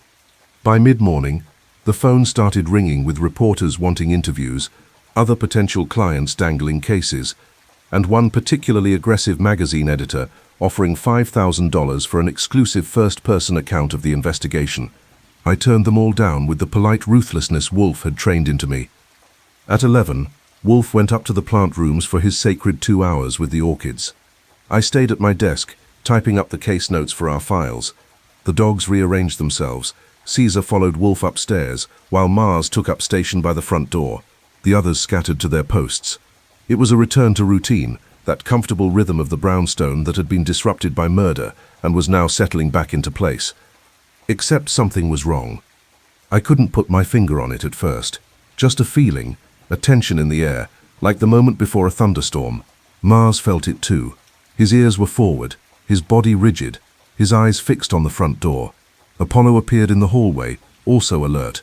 Diana had moved from the windows to stand beside my desk, her tail straight, her attention focused on something I couldn't identify. Then I heard it, a car engine, idling in front of the brownstone. Not unusual in itself. This was Manhattan. Cars were everywhere. But something about the rhythm of it was wrong. Too deliberate, too patient. I went to the window and looked out through the bulletproof glass. A black sedan sat at the curb, its engine running, condensation puffing from the exhaust in the cold morning air. The windows were tinted dark. No one got out. The car just sat there waiting. Mars growled, low, deep, serious. "I see it," I said quietly. I pulled my .38 from the desk drawer and checked the cylinder. Fully loaded. I'd carried a gun for years working for Wolfe, and I'd had to use it exactly 4 times. I was hoping today wouldn't be the 5th. The car door opened. A man got out, tall, heavy-set, wearing a camel hair coat and dark sunglasses despite the overcast day. He stood on the sidewalk looking at the brownstone, his hands in his pockets. After a moment, a second man emerged from the passenger side, smaller, harder, with the kind of face that had forgotten how to smile. They started toward the front steps. Mars was at full attention now, his hackles raised. Apollo had joined him in the hall. Diana pressed against my leg. These weren't the dog's casual alerts. This was the real thing, the warning they saved for genuine threats. I moved to the front door and looked through the one-way glass. The 2 men were on the stoop now. The big one reached out and rang the bell. "Yes," I called through the door, not opening it. "We're here to see Nero Wolfe." The big man's voice was cultured, almost gentle. That made it worse. Genuine thugs shouted, threatened, postured. This man sounded like he was placing an order at a restaurant. "Mr. Wolfe doesn't see visitors without appointments. He'll see us. Tell him William Gaines sent us." William Gaines. The name meant nothing to me, but the way the man said it, with a kind of quiet certainty, suggested it should mean something to Wolfe. "Wait here." I left them on the stoop and went upstairs to the plant rooms. Wolfe was examining a phalaenopsis with Theodore, Caesar, at his side. The Doberman's head came up when I entered, sensing my tension. "We have visitors," I said. 2 men. Professional muscle, from the look of them. They say William Gaines sent them. Wolfe's expression didn't change, but his hand stopped moving. "William Gaines. You know him?" "I know of him. He's a banker. Or rather, he was a banker before he became an investor in various enterprises of dubious legality. Real estate, political contributions, strategic acquisitions. A man who operates in the grey spaces between legitimate business and organized crime." "What does he want with you?" "To discuss Timothy Dunbar. I imagine Gaines had financial connections to the Dunbar family. I noticed it in the property records you pulled. Horace Dunbar borrowed money from Gaines in 1930. The loan was paid back in 1932, shortly after Horace bought the Thatcher townhouse at that remarkably low price. You think Gaines helped finance Rosalind's murder?" "I think Gaines provided working capital to a man in financial difficulty. Whether he knew what Horace Dunbar planned to do with that money is another question." Wolfe looked at Theodore. "I'll be down for the rest of the morning. Don't overwater the Cattleyas." Back in the office, Wolfe settled into his chair while I went to let in our visitors. Mars and Apollo flanked the hallway, their attention never wavering from the 2 men. When I opened the door, both dogs shifted into a configuration that would have intimidated a charging bull. The smaller man actually stepped back. "Your dogs are well trained," the big man said. "They're protective. Come in." I led them to the office. Wolfe was reading a book, apparently unconcerned. He didn't look up until the men were standing in front of his desk. Caesar had positioned himself to Wolfe's right, Minerva to his left. The other dogs were distributed throughout the room in what I'd come to recognize as a defensive formation. Even Loyal had appeared from somewhere, standing near the door with that brick-red bulk and those intelligent eyes. "Mr. Wolfe," the big man said, "I'm Marcus Webb. This is my associate, Mr. Fletcher. We represent William Gaines. Sit down." Webb sat. Fletcher remained standing. Mars watched him with the kind of attention that suggested he'd memorized every detail of Fletcher's appearance, scent, and body language. "We understand," Webb said, "that you've been investigating the Dunbar family. I've been investigating 2 murders. The fact that both connect to the Dunbar family is merely consequence. Timothy Dunbar has been arrested. I'm aware. Mr. Gaines would like you to reconsider your involvement in this matter." Wolfe put down his book. "Would he? How interesting. And why would Mr. Gaines care about my involvement in a murder investigation?" "Mr. Gaines has business relationships with the Dunbar family, relationships that go back decades. He'd prefer those relationships not be subjected to scrutiny. Then he should have chosen better business partners." Webb smiled. It was the kind of smile that never reached his eyes. "Mr. Wolfe, we're prepared to make this worth your while. $50,000 for you to withdraw from the case and provide no further assistance to the police or the district attorney. You're offering me a bribe. We're offering you compensation for your time and trouble, All you have to do is step back and let the legal process run its course without your interference. I'm afraid I can't do that. Can't or won't? Both. I've already provided Inspector Cramer with my findings. The case is in the hands of the authorities. There's nothing to withdraw from. Webb's smile faded. Mr. Wolfe, I'm trying to be reasonable. I don't negotiate with representatives of criminals, Mr. Webb. Now get out of my house. Fletcher moved then, just a slight shift of weight, but every dog in the room reacted. Mars's growl was immediate and unmistakable. Apollo moved to block the hall. Caesar rose to his feet. A massive shadow of canine authority. Diana and Minerva closed ranks, and Loyal, still near the door, positioned himself between Fletcher and the exit. Your dogs seem agitated, Webb said calmly. They're excellent judges of character. I suggest you leave before they become more than agitated. Webb stood slowly, his hands visible, his movements careful. You're making a mistake, Mr. Wolfe. I've made mistakes before. I'll make them again. But refusing your employer's bribe isn't one of them. William Gaines doesn't take rejection well. Neither do I. Now get out. I walked them to the door.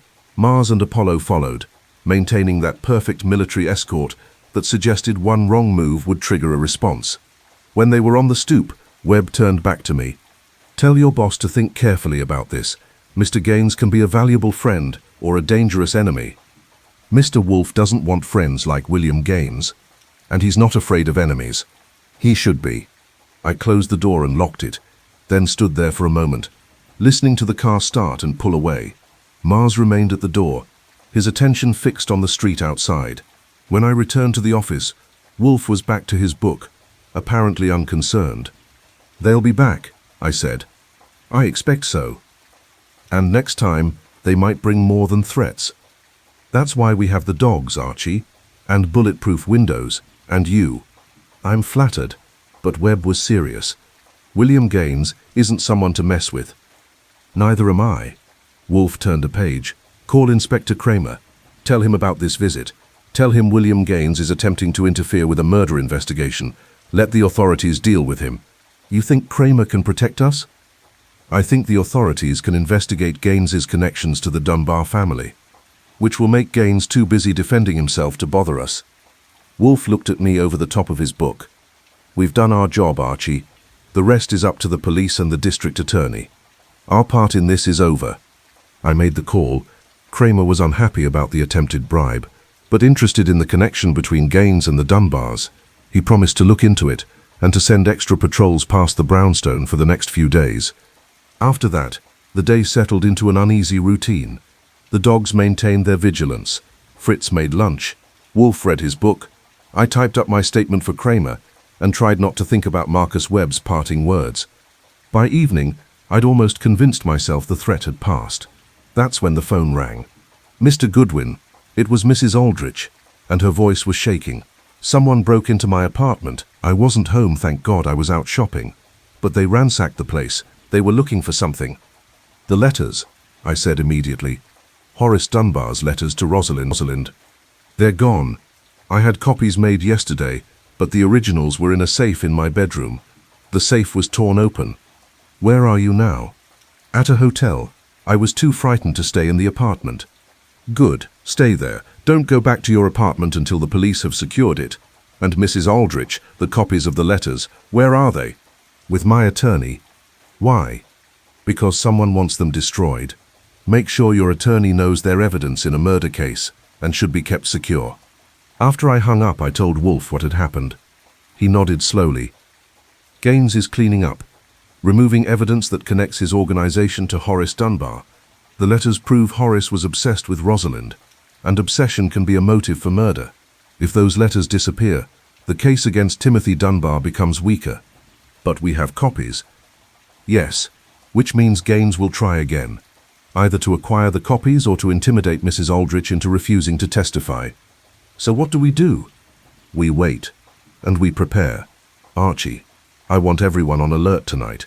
If Gaines sends his people back here, I want to be ready. We prepared. I checked the locks, tested the alarm system, and made sure my 38 was loaded and accessible. Fritz locked the kitchen and secured the basement entrance. The dogs shifted into full defensive mode. Caesar at the office door, Mars in the hallway, Apollo on the second floor, Minerva watching the street from the front room, Diana patrolling the upper floors, and Loyal stationed near the kitchen, where he could respond to any breach from that direction. At 10 p.m. Wolfe went to bed, apparently unconcerned. At 11, Fritz retired to his room on the top floor. At midnight, I was still at my desk, drinking coffee and watching the street through the bulletproof windows. At 1:15 a.m. Mars growled. I was out of my chair instantly, gun in hand. Mars was at the front door, his body rigid, his eyes fixed on something outside. I moved to the window and looked out. 3 men were approaching the brownstone from different directions, professional, coordinated, moving with the kind of efficiency that suggested military training. Not amateurs, sent to intimidate, specialists sent to deliver a message. I flipped on the exterior floods, high-intensity lights Wolfe had installed after an incident 5 years ago involving a process server and a brick. The 3 men froze, caught in the sudden glare. One of them reached for something under his coat. Mars's growl escalated to a snarl. I opened the one-way speaker Wolfe had installed next to the front door. You're trespassing on private property. The police have been called. Leave now. The man who'd reached for his coat pulled out a gun instead. He leveled it at the front door at me, though he couldn't see me through the one-way glass, and fired 3 times. The bulletproof glass absorbed the impacts with dull thuds. The bullets didn't penetrate, but they left spiderweb fractures in the outer layer. Mars's snarl turned into a full-throated bark. Caesar appeared at the top of the stairs, responding to the Alpha's call. Apollo thundered down from the second floor. Within seconds, all 6 dogs were in the hallway, their combined fury making the brownstone sound like a kennel of enraged demons. The 3 men outside looked at each other. One of them pulled out what looked like a crowbar. They were going to try to force the door. I called Kramer's emergency line. Inspector, this is Archie Goodwin. We have 3 armed men attempting to break into Nero Wolfe's brownstone. Shots have been fired. We need immediate assistance. I'm sending cars now. Are you armed? Yes. Don't shoot unless absolutely necessary. Try to hold them off until backup arrives. The door shuddered as one of the men hit it with the crowbar. The reinforced steel held, but the impact echoed through the hallway. Mars's barking intensified. The other dogs joined in, a coordinated assault of sound that would have intimidated anyone with sense. The men outside didn't have sense. They had orders. One of them pulled out what looked like a small explosive device. They're going to blow the door, I said into the phone. Get away from it. I moved back, calling the dogs with me. They came reluctantly, their barking never stopping. I positioned myself at the far end of the hallway, gun ready, knowing that if they breached the door, I'd have to stop 3 armed men while protecting 6 dogs and Nero Wolfe sleeping upstairs. Then I heard sirens. The men outside heard them too. They looked at each other, and one of them spoke into what looked like a radio. After a moment, they retreated, backing away from the brownstone, keeping their weapons visible, moving with the same professional coordination they'd used to approach. By the time 2 patrol cars screeched to a stop in front of the brownstone, the 3 men had vanished into the Manhattan night. I opened the door to find 4 uniformed officers with weapons drawn. They're gone.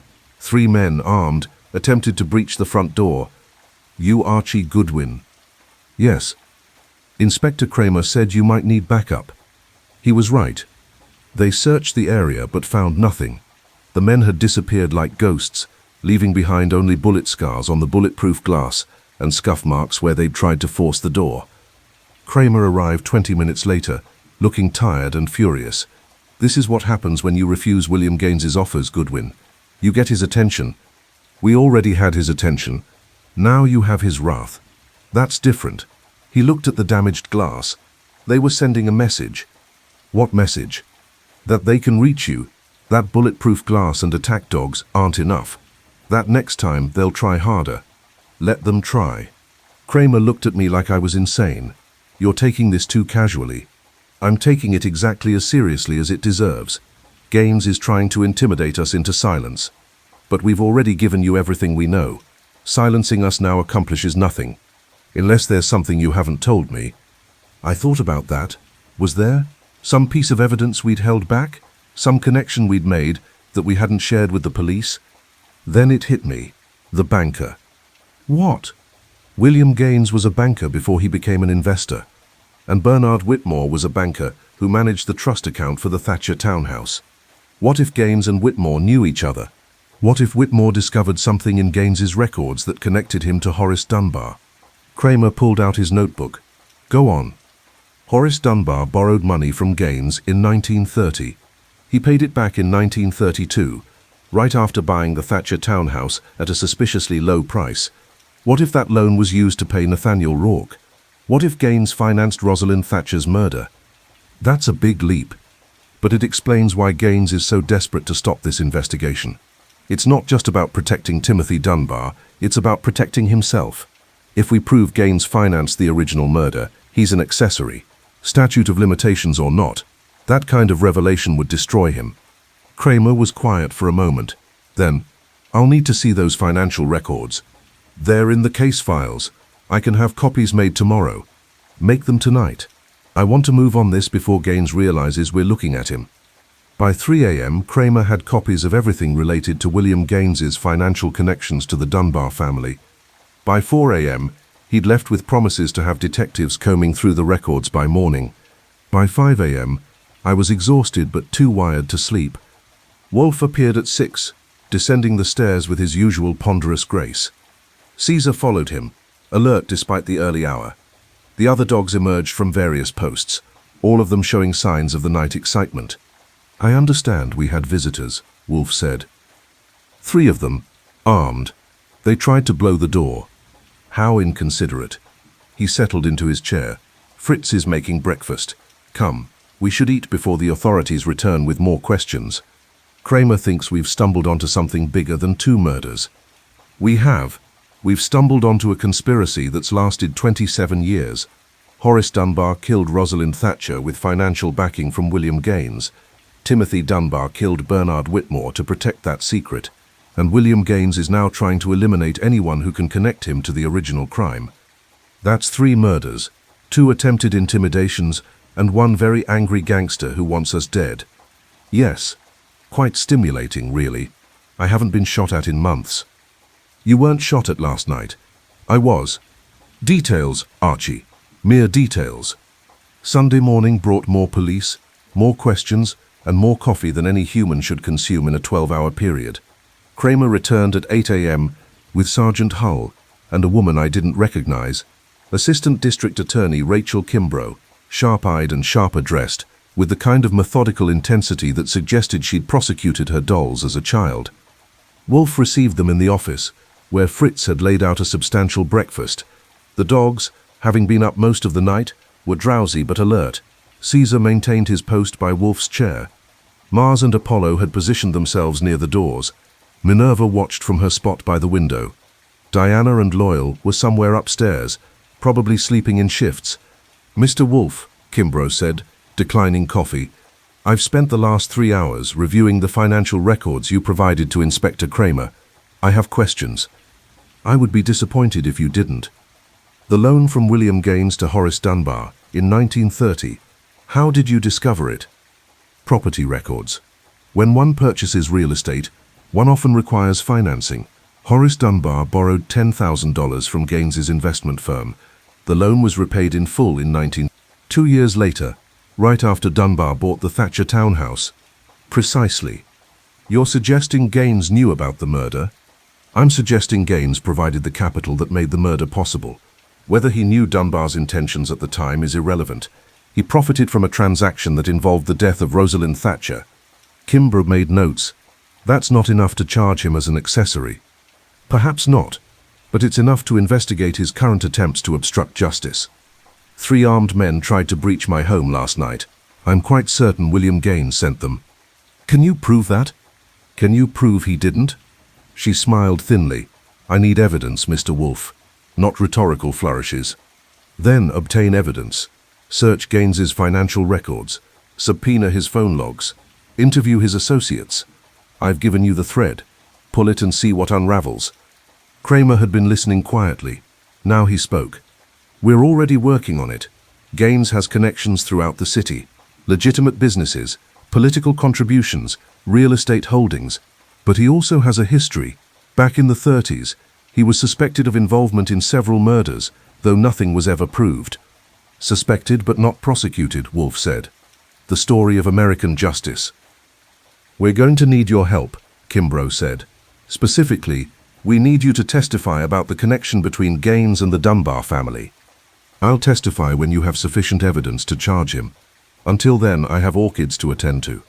After they left, I found Wolfe in the plant rooms with Theodore, examining a paphiopedilum that looked ready to bloom. Caesar and Minerva were with him, the morning shift.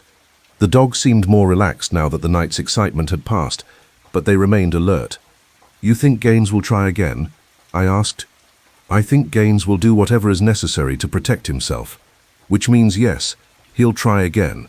But not immediately. He knows the police are watching. He'll wait for our guard to drop. Our guard isn't dropping. Good, because I suspect the next attempt will be more subtle, not brute force, but something calculated. Gaines is intelligent. He didn't build his empire through stupidity. You have a plan? I have several. The question is which one will prove necessary. He touched the paphiopedilum gently. These orchids teach patience, Archie. They bloom when conditions are right, not before. The same is true of criminals. They reveal themselves when pressure and opportunity converge. That's very philosophical. That's very practical. Now go downstairs and make sure the locks are secure. I want no surprises. The next 3 days passed in a strange suspension. The police increased patrols around the brownstone. Kramer's detectives combed through William Gaines's financial records. ADA Kimbrough built her case against Timothy Dunbar, while simultaneously investigating Gaines's connections to the original murder. And we waited. Mrs. Aldridge remained at her hotel, too frightened to return home. Millicent Thatcher flew back to California, promising to return if needed for trial. Nathaniel Rourke, facing accessory charges, began cooperating with prosecutors in exchange for a reduced sentence. And somewhere in Manhattan, William Gaines was planning his next move. It came on Wednesday afternoon. I was at my desk, typing up correspondence, when the phone rang. Nero Wolfe's office. Mr. Goodwin, this is Agnes Whitmore, Bernard Whitmore's widow. I hadn't expected to hear from her again. Mrs. Whitmore, what can I do for you? I found something. Among Bernard's papers. I think it might be important. What is it? A ledger. Very old. It appears to be financial records from the 1930s. Bernard had it hidden in a locked drawer in his study. I only found it yesterday when the police asked me to search his papers. My pulse quickened. What's in the ledger? Transactions, dates, amounts, initials. Some of them match the dates of Rosalind Thatcher's disappearance. Mr. Goodwin, I think Bernard knew about the murder. I think that's why he was killed. Where are you right now? At home. The police said it was safe to return. Don't move. I'm sending someone to pick you up. Bring the ledger with you. I hung up and called Saul Panzer. Within the hour, Saul had retrieved Mrs. Whitmore and the ledger and brought both to the brownstone. The ledger was old, leather-bound, and filled with entries in neat handwriting. I spread it out on Wolfe's desk while he examined it with the concentration of a jeweler inspecting diamonds. Dates, he murmured. August 10th, 1928, $5,000. August 15th, 1928, $8,000. Notation, NR. Nathaniel Rourke, I said. Obviously. And here, August 12th, 1928, $10,000. Notation, HD. Horus Dunbar. And here, dated July 30th, 1928, $15,000. Notation, WG. William Gaines. We looked at each other. This ledger, Wolfe said slowly, documents the financial conspiracy behind Rosalind Thatcher's murder. Gaines provided $15,000. Dunbar used $10,000 to pay off his debt to Gaines and $5,000 to pay Rourke. The remaining $8,000 went to paying off Rourke's gambling debts. But why would Bernard Whitmore have this ledger? Because he was the trust account manager for the Thatcher property. At some point, perhaps when Horace Dunbar set up the trust in 1931, Whitmore gained access to Dunbar's financial records. He found this ledger, recognized its significance, and kept it as insurance. Insurance against what? Against being blamed for any irregularities in the trust account, or as leverage, should he ever need it. But 27 years later, when the graves were discovered, Whitmore realized he had evidence connecting Gaines to a murder. He tried to blackmail Gaines, or perhaps he simply tried to return the ledger in exchange for money. Either way, it got him killed. Mrs. Whitmore had been listening quietly. Now she spoke. Bernard wasn't a criminal. He was just cautious. He liked having information, having leverage. He said it was good business. It's also fatal business when the information concerns murder, Wolfe said, not unkindly. Mrs. Whitmore, this ledger is evidence in a homicide investigation. We'll need to turn it over to the police. Will it help convict my husband's killer? It will help convict everyone involved in Rosalind Thatcher's death, including William Gaines. She nodded. Then do it. Bernard kept this secret for 27 years. It's time someone told the truth. Kramer arrived within the hour, with ADA Kimbrough close behind. They examined the ledger with the kind of reverent attention archaeologists give to priceless artifacts. Kimbrough was smiling, the kind of smile prosecutors get when they know they have an airtight case. "This is beautiful," she said. "Dated entries, specific amounts, clear notations linking Gaines to Dunbar to Rourke. With this and Nathaniel Rourke's testimony, we can charge William Gaines as an accessory to murder." "The statute of limitations," Kramer began, "doesn't apply to murder in New York," Kimbrough finished. "And conspiracy to commit murder has no statute of limitations when the conspiracy continues. Gaines tried to destroy evidence and intimidate witnesses. That's ongoing criminal conduct." "Then arrest him," Wolfe said. "We will, but first we need to secure this ledger and make copies, and we need to prepare for Gaines to fight back.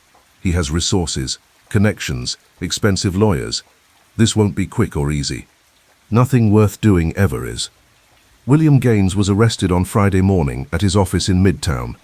The Times reported it on the front page. Banking magnate charged in 1928 murder conspiracy. By afternoon, his lawyers had arranged bail. By evening, he was free temporarily, while awaiting trial. That's when the second attempt came.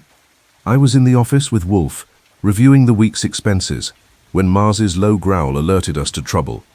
This time it wasn't armed men or explosives. This time it was fire. Someone had thrown a Molotov cocktail through the front window of the building next door, a small office building that shared a wall with Wolfe's brownstone. Flames spread quickly, fueled by old wood and decades of accumulated paint and varnish.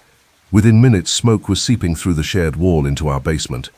Fritz smelled it first. Fire.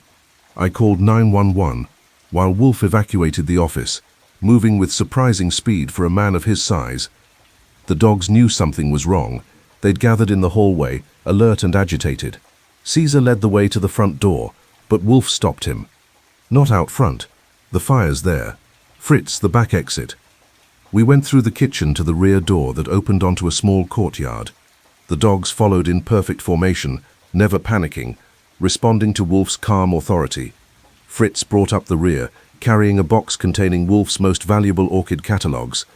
In the courtyard, we watched smoke pour from the building next door. Fire engines arrived within minutes, followed by police cars. Kramer was there, looking furious. "Gaines," he said when he found us. "This has his signature all over it." "Can you prove it?" "Working on it. But he's sending a message. If he can't intimidate you, he'll burn you out." "He's welcome to try, but he should know that fire requires fuel, and this building is made of brick and steel. It won't burn easily." The fire was contained within the hour. The building next door was badly damaged, but the shared wall held. Our basement had smoke damage, but nothing structural. The dogs, once back inside, immediately resumed their posts, slightly sooty but unharmed. By midnight, the insurance adjusters were already at work. By morning, Wolfe had ordered repairs. By afternoon, we were back in the office, conducting business as usual. "He's getting desperate," I said. "He's getting careless," Wolfe corrected. "Desperate men make mistakes. William Gaines has made several. The authorities will capitalize on them. And if they don't, then we will." The trial of Timothy Dunbar began on a Monday in November, 3 weeks after his arrest. The prosecution's case was methodical and devastating. Forensic evidence linking Dunbar's car to Bernard Whitmore's blood, ballistics matching the murder weapon to a gun found in Dunbar's possession, and testimony placing Dunbar at the Barclay Hotel on the night of Whitmore's death.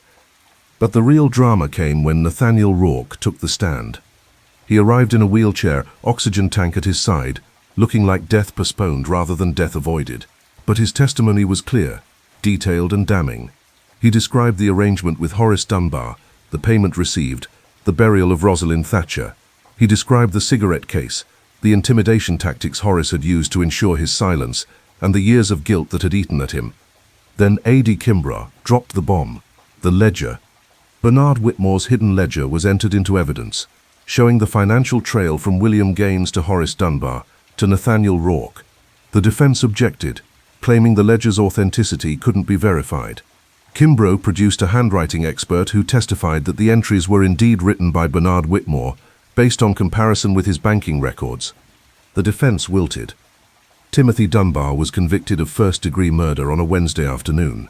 He showed no emotion as the verdict was read, maintaining the same icy composure he displayed throughout the trial. But when the judge sentenced him to life in prison without possibility of parole, something broke behind his eyes, a crack in that carefully constructed facade. William Gaines watched from the gallery, his face expressionless. But I knew what he was thinking. He was next. The trial of William Gaines began 2 months later, in January. By then, winter had settled over Manhattan like a cold hand, and the city was wrapped in snow and ice. The brownstone's bulletproof windows were frosted at the edges, and Fritz kept the fireplaces burning to ward off the chill. Wolfe refused to testify. "I'm a witness to consequences, not actions," he told Kimbrough. "Find someone who can testify to Gaines's direct involvement in Rosalind Thatcher's death." They found him in an unexpected place, Horace Dunbar's former attorney, a man named Preston Caldwell, now in his 80s and living in a nursing home. Caldwell had been present when Horace Dunbar arranged the loan from William Gaines in 19... He'd heard them discuss the Thatcher problem and Horace's plan to solve it permanently. "I didn't think he meant murder," Caldwell testified, his voice reedy but clear. "I thought he meant buying the property. But later, after Rosalind disappeared, I wondered, and after Horace bought the townhouse in 1931, I knew." "Why didn't you go to the police?" Kimbrough asked. "Because Horace paid me $20,000 to keep quiet, and because I was a coward." The courtroom was silent. "I've lived with that decision for 27 years, Caldwell continued. "I'm dying now, cancer, and I want to make this right before I go." William Gaines knew what Horace Dunbar planned. He provided the money specifically to finance the murder. "I heard him say it. If she won't have you, make sure no one else can." Those were his exact words.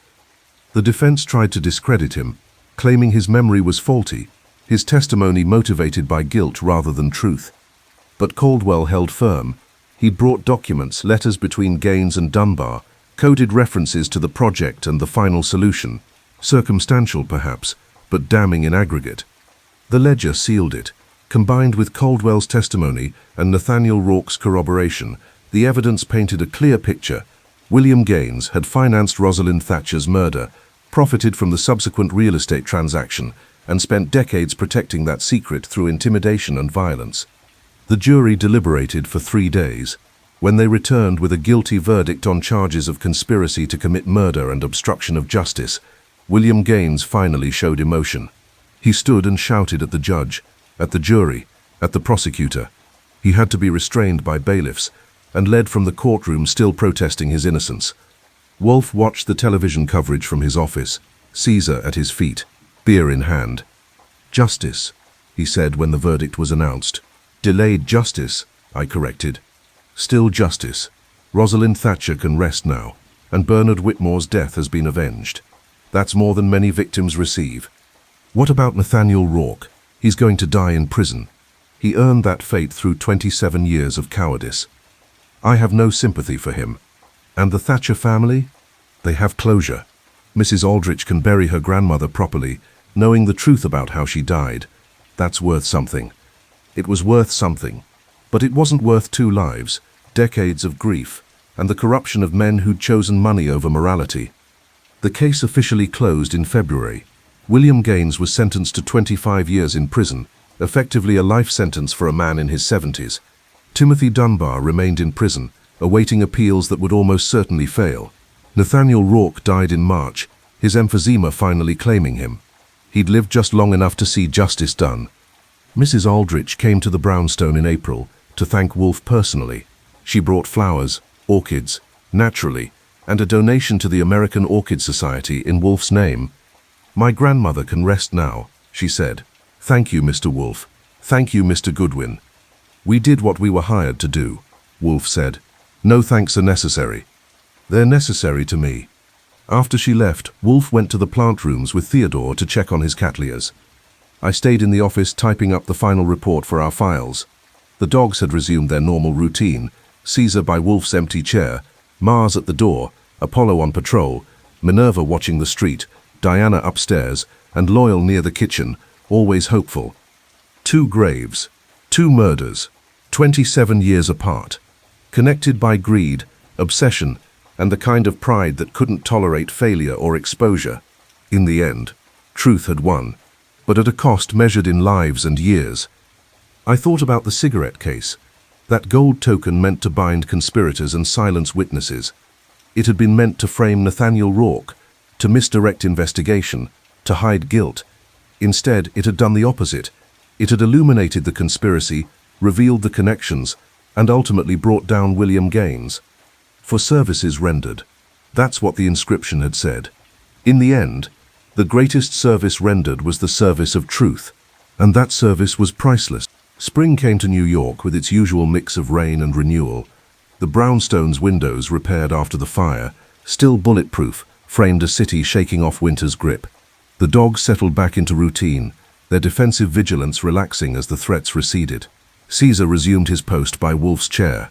Mars guarded the front. Apollo patrolled the halls. Minerva watched from the windows. Diana supervised the upper floors. And Loyal, faithful as his name, followed Fritz through the kitchen, forever optimistic about dropped food. Wolfe's orchids bloomed in profusion that spring. The phalaenopsis that had been reluctant all winter finally opened, revealing flowers like white moths frozen in flight. The cattleya that Theodore had worried over produced 3 perfect blooms, and the paphiopedilum, patient and persistent, rewarded Wolfe's care with a flower that lasted 6 weeks. "Patience," Wolfe said when I remarked on the orchid's success. "Everything blooms when conditions are right.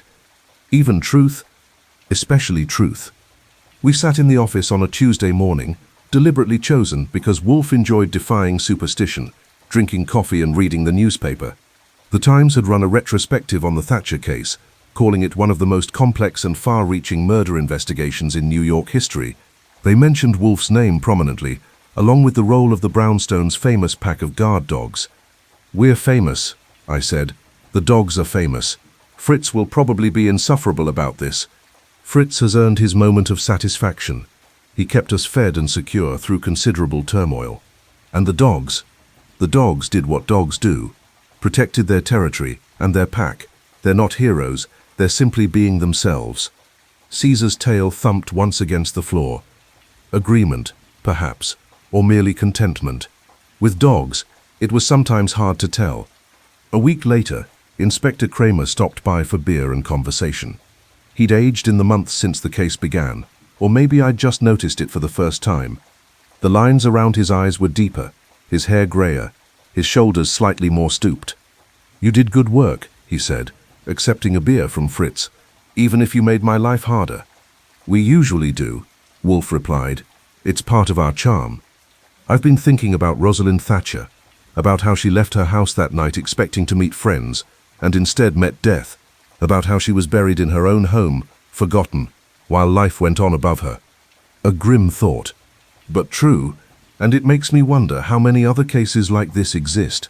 How many bodies buried in basements, hidden in walls, lost in the infrastructure of this city. Fewer than you fear, more than you'd like to believe. But Inspector, you can't solve every case. You can only solve the ones that come to your attention. This one came to my attention, and I would have missed it without you. You would have solved it eventually. It might have taken longer, but you would have connected the pieces." Kramer smiled. "You're being generous." "I'm being honest. Credit where it's due, Inspector. You provided the resources and authority we needed. Without your cooperation, William Gaines would still be free." They talked for another hour, 2 professionals reviewing a case from different angles, finding mutual respect in shared purpose. When Kramer left, he paused at the door to scratch Mars behind the ears. The Doberman accepted the attention with regal dignity. "Your dogs," Kramer said. "There's something else." "They're family," Wolfe replied, "and family protects family." In June, Mrs. Aldridge held a memorial service for Rosalind Thatcher. The burial was private, just family, but she invited Wolfe and me to attend the service at a small chapel on the Upper East Side. Wolfe declined, as he declined all such invitations. I went, representing the brownstone, with Loyal at my side. The service was simple and dignified. Mrs. Aldridge spoke about her grandmother, about the woman she'd never known but had come to understand through investigation and family stories. She talked about beauty cut short, potential never realized, a life stolen by greed and obsession. But today, she concluded, we can finally say goodbye. Rosalind can rest, justice has been done, and we can move forward, knowing the truth. After the service, she approached me with Loyal still at my side. "Thank you for coming, Mr. Goodwin, and thank your employer for me." "He knows, but I'll tell him again." "The dog is beautiful. What's his name?" "Loyal." She knelt and read the collar. "Loyal, 918 West 35th Street. Truth in advertising, as I said before. The best kind." She looked at me with those clear, sad eyes. "I've been thinking about that cigarette case, about how it was meant to hide guilt but instead revealed it. Do you think that's common? Objects meant for one purpose serving another? I think intention and consequence are rarely the same. The cigarette case was meant to bind conspirators. Instead, it connected investigators to truth. That's the paradox of evidence. What you try to hide often reveals more than what you display. Like graves. Exactly like graves. The summer settled into routine. Cases came and went, none as dramatic as the Thatcher affair, but all requiring attention and care. A missing inheritance here, a fraudulent claim there, a matrimonial dispute that threatened to become violent. Wolfe handled each with the same methodical precision, the same intolerance for nonsense, the same absolute commitment to truth. And the dogs maintained their vigil. Caesar at the door, Mars in the hall, Apollo on patrol, Minerva at the windows, Diana on the upper floors, and Loyal following Fritz, guarding the kitchen, keeping watch over the heart of the brownstone where food and warmth and family converged. On a particularly hot day in August, Wolfe received a letter from Millicent Thatcher in California. She wrote about her new job at the library, about the peace she'd found in distance from New York, about her gratitude for closure. "Rosalind haunted me for 27 years, she wrote. Not as a ghost, but as guilt. I knew Nathaniel had done something terrible. I suspected but never confirmed. Now I know the truth, and I can finally forgive myself for marrying a man I should never have trusted." Wolfe read the letter aloud to me, then filed it away with the other case documents. "Guilt is a persistent companion," he said. "It follows us through decades, shaping our choices, coloring our memories. Mrs. Thatcher has earned her peace. And Nathaniel Rourke earned his grave. There's a difference. In September, the brownstone received an unexpected visitor. Timothy Dunbar's lawyer appeared on the stoop, carrying a briefcase and looking uncomfortable. I opened the door with Mars at my side. The Doberman's presence was enough to make the lawyer take a step back. "I'm here on behalf of my client," he said. "Timothy Dunbar would like to speak with Mr. Wolfe." "Mr. Wolfe doesn't visit prisons. He doesn't need to visit. My client has written a letter. I've been instructed to deliver it personally." I took the letter and closed the door. In the office, Wolfe opened it with the kind of reluctant curiosity one might give to a letter from a condemned man. The letter was brief. "Mr. Wolfe, you destroyed my family, my father's reputation, my own freedom, everything we built over generations. I hope you're satisfied. But I want you to know something. My father didn't kill Rosalind Thatcher for money or property. He killed her because he loved her, because she rejected him, humiliated him, chose another man. He couldn't live with that rejection, so he made sure she couldn't live at all. That's the truth you never found. That's the piece missing from your neat solution. My father was a romantic, Mr. Wolfe, a romantic who couldn't accept defeat. I killed Bernard Whitmore for the same reason, not because he was blackmailing me, but because he represented the continuation of my father's shame. Every year he managed that trust account, he knew about my father's crime. He was a living reminder of what we'd done. So I removed him, not for money, Not for security, but for pride. You think you understand murder, Mr. Wolfe, but you only understand the mechanics. You don't understand the heart of it, the passion, the fury, the absolute necessity of action. I'll die in prison, but I'll die knowing I protected my family's name. That's worth more than freedom. Timothy Dunbar.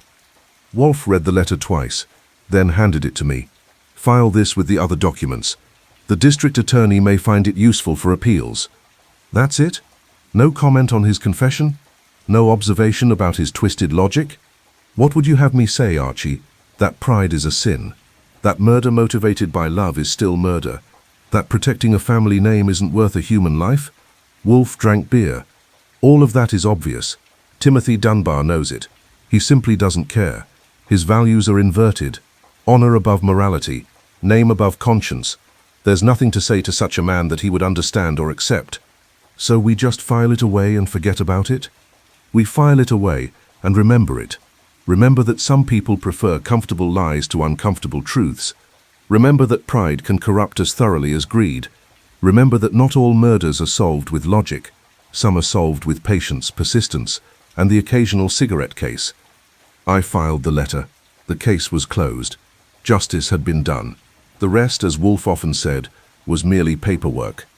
October returned with its cool air and brilliant leaves, marking a year since Mrs. Aldridge had first appeared on our stoop with her story of 2 graves. The brownstone settled into its autumn rhythm, orchids preparing for winter dormancy, Fritz planning heavier meals, the dogs growing thicker coats in response to shortening days. On a Saturday afternoon, I was in the office doing monthly accounts when Wolfe emerged from the plant rooms earlier than usual. Caesar followed him, alert to the change in routine. The other dogs sensed something and converged on the office. Mars from the hall, Apollo from upstairs, Minerva from the front room, Diana from her patrol route, and Loyal from the kitchen. All 6 dogs, present and attentive. Something important was happening. Wolfe sat at his desk and regarded them with the kind of attention he usually reserved for particularly complex murders. Archie, bring the treats. I retrieved the box of dog treats Fritz kept in a kitchen cabinet. Expensive things made with real meat and 0 preservatives, because Wolfe didn't believe in feeding his household inferior products. I handed the box to Wolfe, curious about what he had planned. These dogs, Wolfe said, have been with us through violence, fire and threat. They've maintained their posts through exhaustion and danger. They've protected this household without complaint or hesitation. That deserves recognition. He gave each dog a treat, speaking their name as he did so.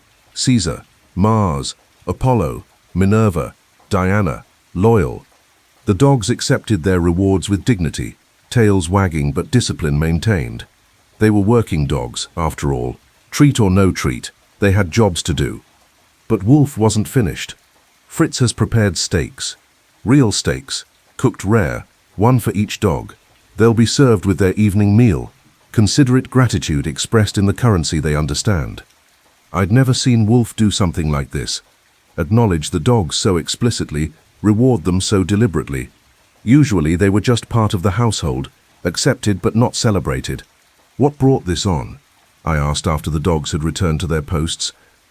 Reflection, Wolfe said. The Thatcher case began with a cigarette case, engraved for services rendered. That phrase has stayed with me. Services are rendered every day in this household, by Fritz, by you, by Theodore, and by these dogs. We take them for granted, but today I choose not to. Today I acknowledge service with gratitude. You're getting sentimental in your old age. I'm recognizing value in my mature years. There's a difference. He picked up his book. Now leave me alone. I have 16 pages left in this chapter. That evening, Fritz served the steaks as promised. The dogs ate with the kind of focused enthusiasm that suggested they understood this wasn't ordinary fare. Even Caesar, who normally ate with slow dignity, dispatched his steak with impressive efficiency. Afterward, they arranged themselves in the office in their usual configuration, but closer to Wolfe and me than normal. Caesar's head rested on Wolfe's foot. Mars leaned against my chair. The others distributed themselves throughout the room in a loose circle of canine contentment. Loyalty, Wolfe said, not looking up from his book. It's the rarest currency, more valuable than gold, harder to earn than respect. These dogs give it freely. expecting nothing in return except food, shelter, and purpose. And the occasional steak. And the occasional steak, he agreed. But Archie, consider, how many humans would do what these dogs do? Maintain vigilance through exhaustion, face danger without hesitation, remain faithful despite hardship? Not many. Precisely. We like to think humans are superior to animals, more intelligent, more complex, more capable. But in matters of loyalty, honor, and simple dependability, I'd take a good dog over most humans. Present company excluded. Present company tentatively included, pending continued good behavior. I laughed.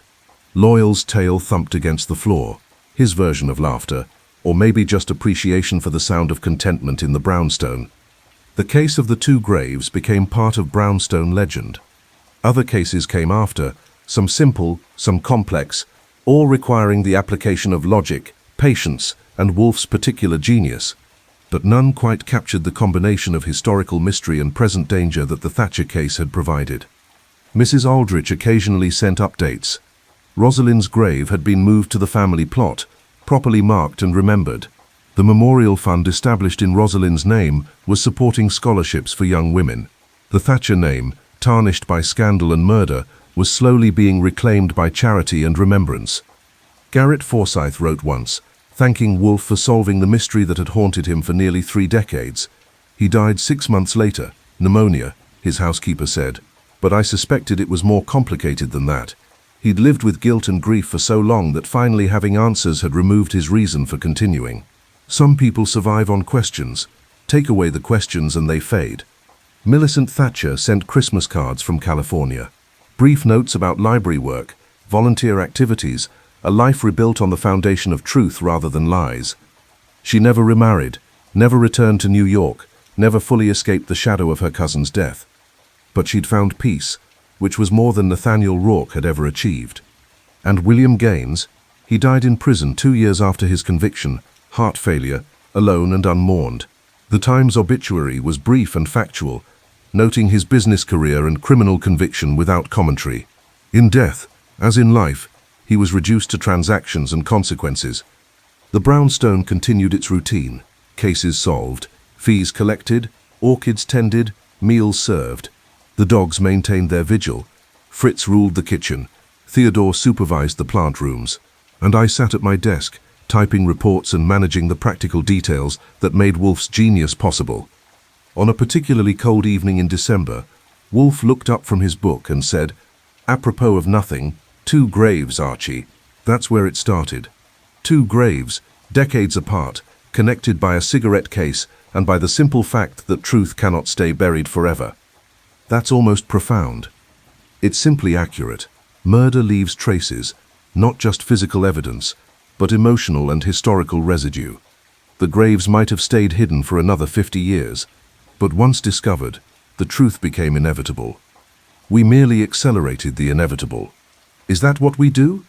Accelerate the inevitable? It's what any good detective does. We don't create truth, we reveal it. We don't invent justice, we facilitate it.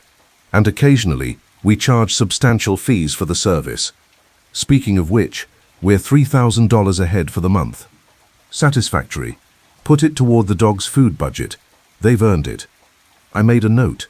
Caesar's tail thumped once. Approval from the alpha, transmitted through unconscious response to Wolfe's words. Outside, snow began to fall. Large, lazy flakes that caught the light from the street lamps and turned the city into something clean and new. Inside, the brownstone was warm, secure, defended by bulletproof glass and loyal dogs, and the kind of routine that made life manageable. 2 graves, 2 murders, 27 years, and in the end, justice done and truth revealed. Not perfect, perhaps, not entirely satisfying, but enough. In this world, enough was all you could hope for. I looked at the dogs, Caesar and Mars, Apollo and Minerva, Diana and Loyal, arrayed in their defensive positions, ever vigilant, forever faithful. Truth in advertising, Mrs. Aldridge had said, when she read Loyal's collar. The best kind. And maybe that was the real lesson of the Thatcher case. Not the solution to an old murder, not the exposure of conspiracy, not even the conviction of killers, but the simple recognition that loyalty to truth, to duty, to family, was worth more than all the gold cigarette cases in the world. "For services rendered," I said quietly. Wolfe looked at me. "What?" "Nothing. Just thinking about inscriptions and what they mean. Inscriptions mean what we make them mean.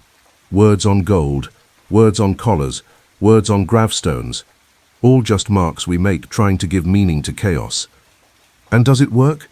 Sometimes, when we're lucky, and when we have good dogs to watch our backs." Caesar's tail thumped again. Agreement, wisdom, or maybe just contentment after a good steak.